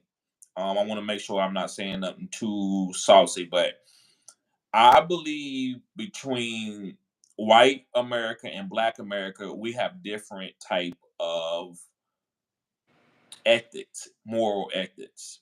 And what I'm saying is, in the black community, sleeping with women is like, oh man, do you get you? Where a lot of white married men say guys are shit bags, and I don't understand that because if I'm single, as long as I'm protecting myself, I didn't give anybody a STD or anything weird like that. I'm single. I'm a single man, and even in the Bible, if you go back to Abraham stuff, Moses, they slept with multiple women. Like I don't understand why you are a shitbag when you sleeping with multiple women. Now listen, if you are lying to your wife and doing some bad stuff like that, yeah, that's different. But even if you have a wife and y'all are on the same page, I don't understand why is that a bad thing. And in my community, hanging out with some of my older uncles and stuff, they was always praised that they could, be with beautiful women. And I don't mean that in a bad way. I'm just giving you facts. I think it depends on the person. Okay. They're like, if you're a single white dude or a single black dude, I think the mentality is the same. Okay. When you're married, like if you're married or you're in a relationship and like you don't want to cheat on that person, you don't do it. Right. I think that goes for both. Right. I do think there's couples or married people who don't love their partner, so they go and like do other stuff, you know what I mean? Right. Or they're not content with their partner, but like I think it just depends on the person. But I don't hang out with like married couples and stuff. So like I wouldn't be around that kind of like talk, I guess, or whatever. Right. But like for me, if you're single, have at it. Right. Right. But what I would say, Kenny said is shady. I think the opinion matters differently cultural. I don't think he's saying if he was married or anything. He just saying it's shady to have more than one masseuse. So you're saying the opinion of the. Okay, I get what you're saying now. And then I can't actually speak on that. I can only speak on, for me. Right. I live in San Diego, and I'll be honest with you, TD, there's not a lot of black folk out here.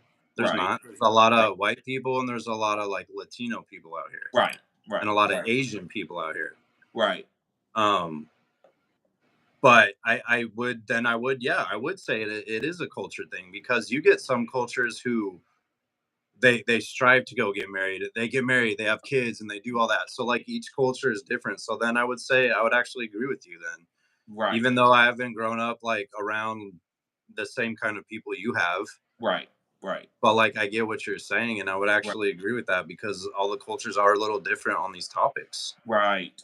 Yeah. Because when I heard about Deshaun Watson and I was at work with a couple of my friends, we was like, wow, man, he was getting it in. I mean, he got millions. I would love to have millions of dollars and get to be able to be with any woman that I wanted. But we ain't sitting around saying he should go and damage his family and cheat on his wife and do that. It's not to that level. Right. But I think a regular guy would like, well, a good, honest man that loves God wouldn't be doing that. And I think that's very disingenuous. That's not necessarily true, because then you get other people who are like super Christian, super religious, and they'll still Right. fuck up. Like, people fuck That's up. true. Facts. Facts. Facts. It doesn't make you a bad person. You're just No, it like, doesn't. you're falling on your path. You made a misstep or whatever. Right. Maybe. You know what I I don't mean? think I don't think it's a misstep. I think him going to the masseuses was a mistake. I don't think him sleeping with multiple women was a mistake. Right. The mistake was he put himself in a position where he could get caught up. There you That go. was the mistake. That's a mistake. I agree. Facts. 100%. He got to But own yeah, that. a single guy, like you're a single NFL quarterback and you're a millionaire with all these badass cars and whatnot, you're going to be swimming in it. You know what I mean? Yeah. I think that And was a don't great think for topic. a second, all the Right. owners do that shit. All those owners get caught up in worse stuff. Right. Right.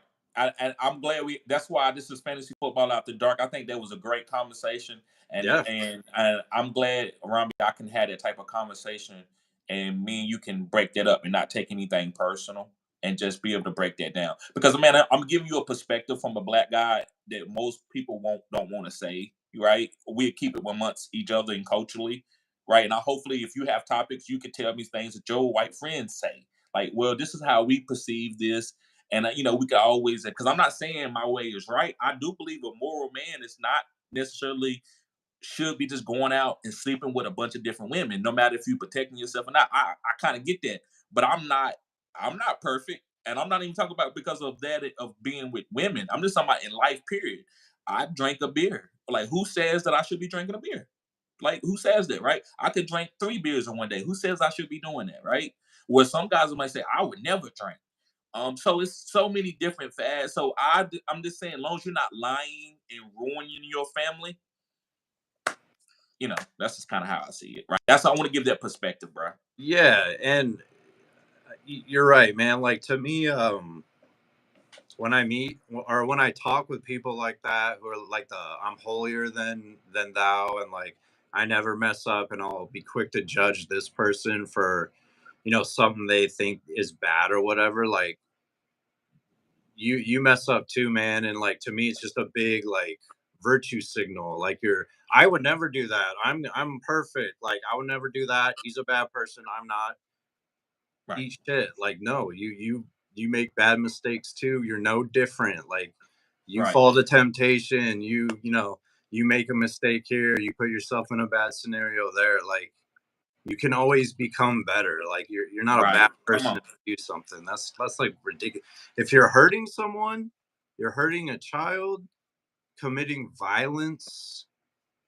I'm not cool with that shit. That's not right. But that's not what we're talking about here. It's completely different. Right.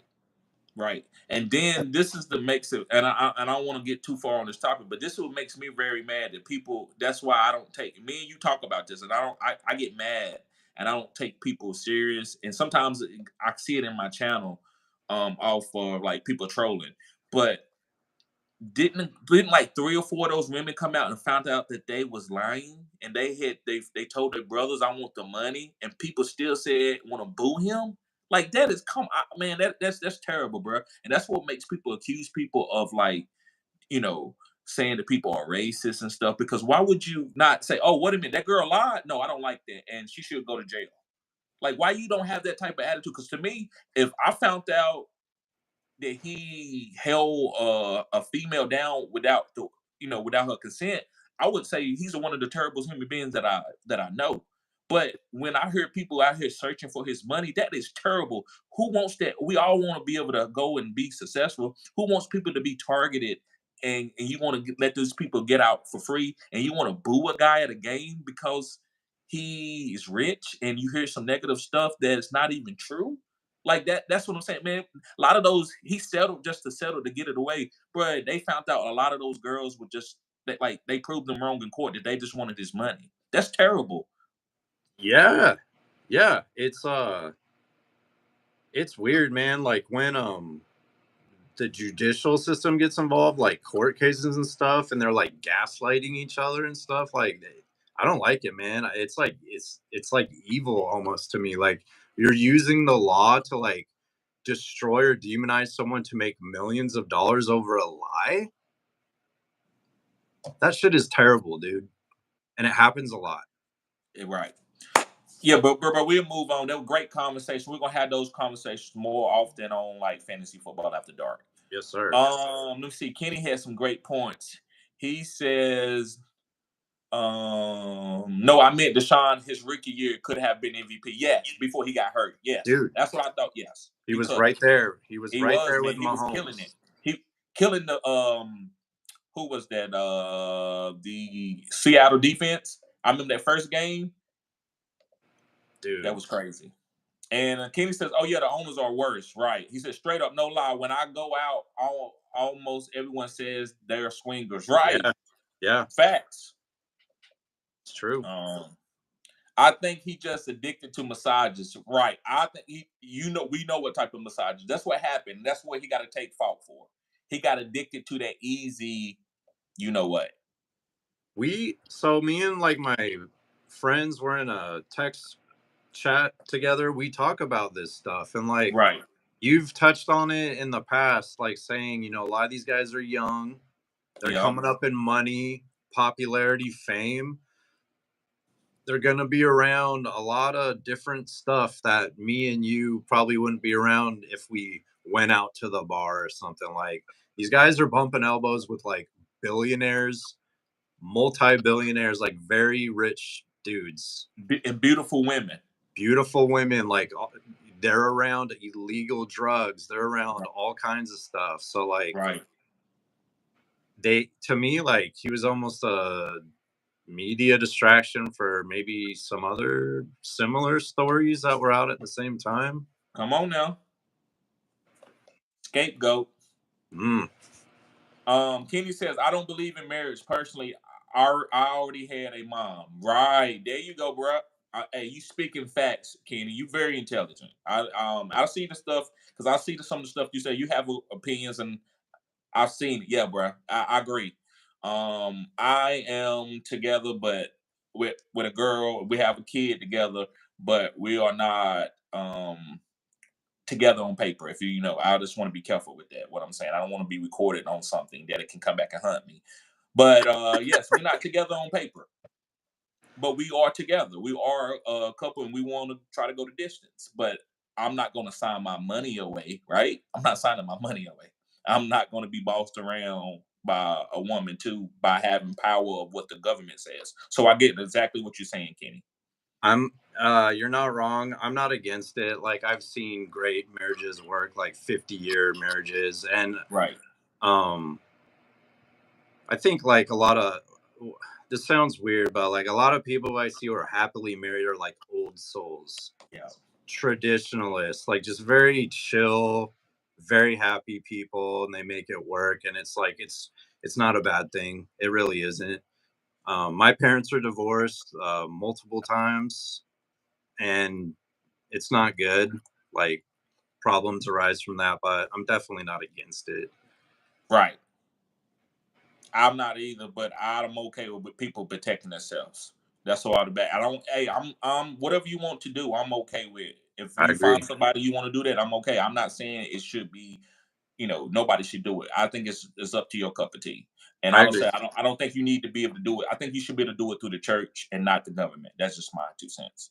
I would. Anytime the government gets involved, in my opinion, it's not good. Come on now. Kenny says, great conversation. Yes. He said they definitely worked him for the money. Right. Jeremy Clay says, what running back and wide receiver do you think will get a few 30-point, 40 points this year? Tyreek Hill. Yeah, we know that. I'm trying to go with a sleeper guy. A sleeper guy who could get 30, 40 points as a wide receiver. Metcalf. There you go. That's it. I ain't got nothing else to say. I love that, bro. That's a guy. That's a sleeper guy that we ain't on like people ain't saying he's big time as much as they were earlier. And the In his running career. back Yes. is A-Chain can do that. A-Chain. I would say would you say Saquon? I think Saquon could do that, and I think that I'm missing a guy. I had a guy in my head and I forgot. Damn. Let me see. CMC could do it. Yeah, we know CMC. He definitely can. I would say A-Chain and DK Metcalf. Those are boom guys at different ADPs. A-Chain's a good one. For sure. Okay. He said CMC BA. What does CMC BA mean? Balling out. I don't know. Okay. Even though out is with an O and I'm stupid. That's funny. Right. CMC BA. Badass. Right. But I guess he's saying who's gonna get 40 points. CMC. Sure. Yeah. Kenny says thank you anytime, Kenny. And Jalen says number 1. Thank you, bro. Okay, Brandon Ayuk. CMC, Brandon Ayuk. Those are the 2 guys he said gonna get 40 points. That's that 49ers bias. Debo can do it.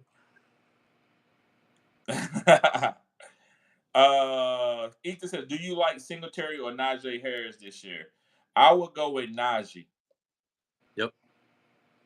Art Smith, he's getting replaced by the other running back who they will retain. Najee's going to walk, so Najee's basically trying out for a new contract from a new team.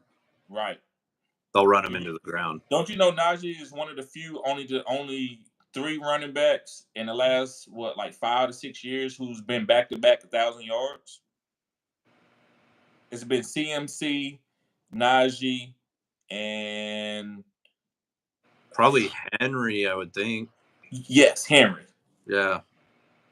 Those are the 3 running backs who's been back-to-back. So you got to put some respect on Najee, on his name. I think Najee's going to have a nice year, especially where he's being drafted. Yeah, he gets hot in the 4th quadrant. Pause. They need to give him some more passing work.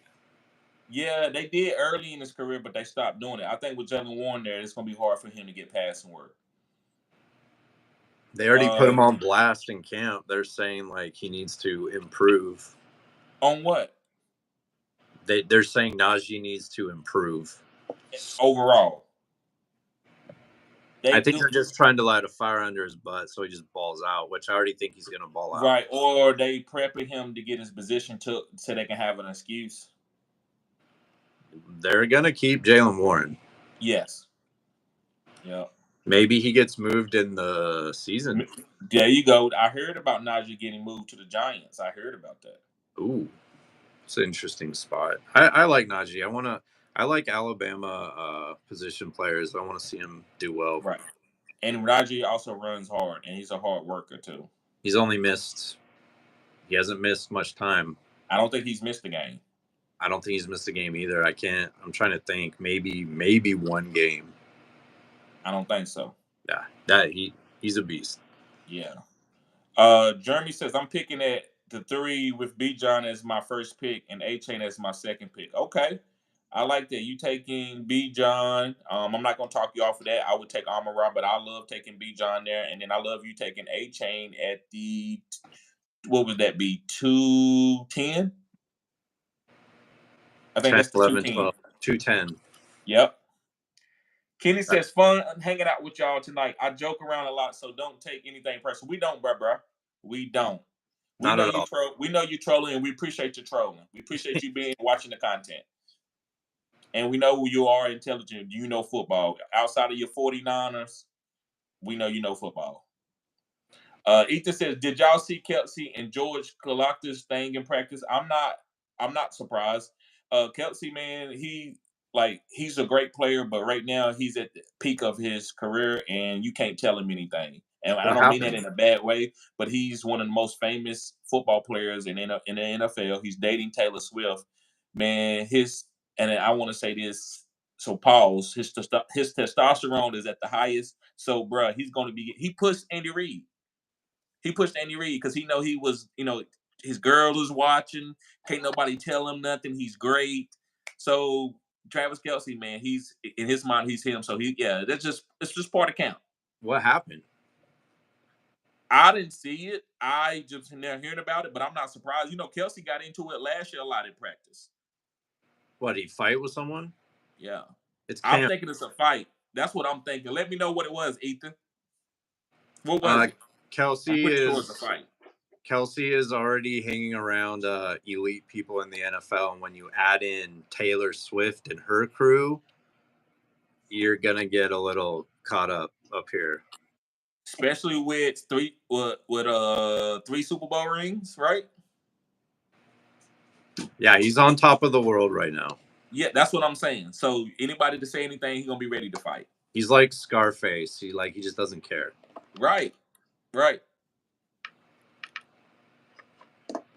All right, well, Romby, I guess we'll get ready to get out of here, bro. Anything do you want to say? He said he stood up for Kadarius Toney. Oh, I seen that hit. They did hit Kadarius Toney wrong. But I like that. He says, I seen that, and Kadarius Toney threw the football at him. Also, man, they said they was going to run the ball with Mr. Hankey, too. Did you hear about that? I heard about that. That's devastating for his NFL career, in my opinion. I don't think so. Not for Kansas City. Anybody else, I think it would be. Kadarius Toney, man, he's so athletically gifted. If you can just compartmentalize him and let him do a couple things and not think, I think he could be dynamic. And by him playing with Kansas City, he could be the Jerick McKinnon role. And if he was on another team, I would be like, your career's about to be over. But I think being around Pat Mahomes and Travis Kelce and Andy Reid can make him focus, and he might end up having some big games. All he needs is a couple big games, and guess what? After he does that, next year his contract comes up. They can say, look, here's Kadarius. Here's a 1 year, $6 million deal with a possibility of a second year for another $4 million. And they keep him, and he just does little things and keep helping his team win as long as he has that athletic ability. On Kansas City. Anywhere else, I don't want it. Yeah, like he's very talented football player. He's very fast. He's shifty. Yeah, he's on the right team to save his NFL career. I just to me, moving a player like that to running back plays is like kind of the end of the line, in my opinion. But you're right. The team he's on, the coach he's playing with can get him in the right positions to play. And if he could lock in again, man, like if he could lock in up here, he already has the talent, and maybe he doesn't drop as many balls as he did last year. He could definitely help the Chiefs get back to the Super Bowl. Yeah, bro. He can catch a pass and take it to the crib. The first year. Go ahead. No, go ahead. I was just gonna say the year they traded for him, I picked him up off waivers, and he did pretty well. Like he was startable. So like, there's no reason he can't do that again. Right. Facts. I think him at running back keeps him from thinking where he got to run around at the right depth. All that, he ain't got to worry about that. He's just gonna come out there and run gadget plays, kind of like McCole Hardman. Why can't he be the McCole Hardman of this offense? Just do whatever they need him to do. Put him at running back, let him run a sweep. Put him at wide receiver, let him run a double reverse, and let him pass it to Pat Mahomes. Do stuff like that. Yeah, he just needs to be, the guy that helps them on a drive, like with a big chunk play, and then they score a touchdown. It's like, Kadarius, you just helped us get down the field to score. So, like, to me, that's his role. Like, and if he could lock in, he'll be okay in Kansas City. I don't think his career is over yet. Like, he's still super young, and he has a lot. Why he's in Kansas City? I think once he leaves Kansas City, it's over. I don't think he's going to leave Kansas City. I don't either. Yeah, that's an interesting player to watch this year, I think. Right.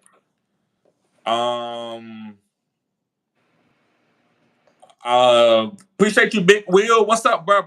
Yes, sir. 100. Yes, sir. And Jalen says Jaden Reed or Christian Watson. I'm going with Christian Watson. I like the ADP. Yep.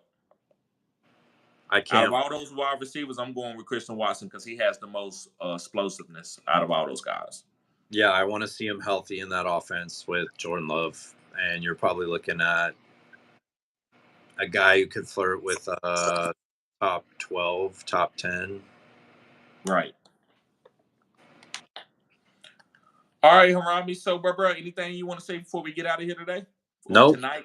Or this morning? Always, it's fun. I appreciate you having me here. And if you guys want to go follow Harambe's World, that's my channel. I'm just doing YouTube shorts right now. And then as the season gets closer, I'll do different content. But other than that, it's always great to see you, TD. Welcome back from your vacation. Yep. Thank you. Thank you. Mm-hmm. Yes, sir. So, guys, make sure y'all hit the like button, subscribe to this channel. This is cutting edge content. Also, guys, I got draft consultations. And if you are on the Phenom list or a member, guys, you can get half off on your first consultation. So I know some of y'all need help with your drafts, and I can stay on there for 30 minutes. Now, listen, if you want me to be there for your whole draft, no matter if it's a 2-week draft or a 3-hour draft or 2-minute draft, that can be $75. But if you are a member of the channel, I would give you a nice discount. So make sure you sign up as a member and get those perks. Also, I got a draft guide, and I also got listener leagues coming. So if you want to play against guys like me and Harambe, and you want to be able to beat me and say, TD, I'm better than you. I beat you in a league. Then sign up as a member and play in one of my listener leagues. It's going to be best ball. You don't have to worry about setting your lineup because I know a lot of us have home leagues. So, guys, thank y'all for tuning in. Y'all have a blessed night. Peace.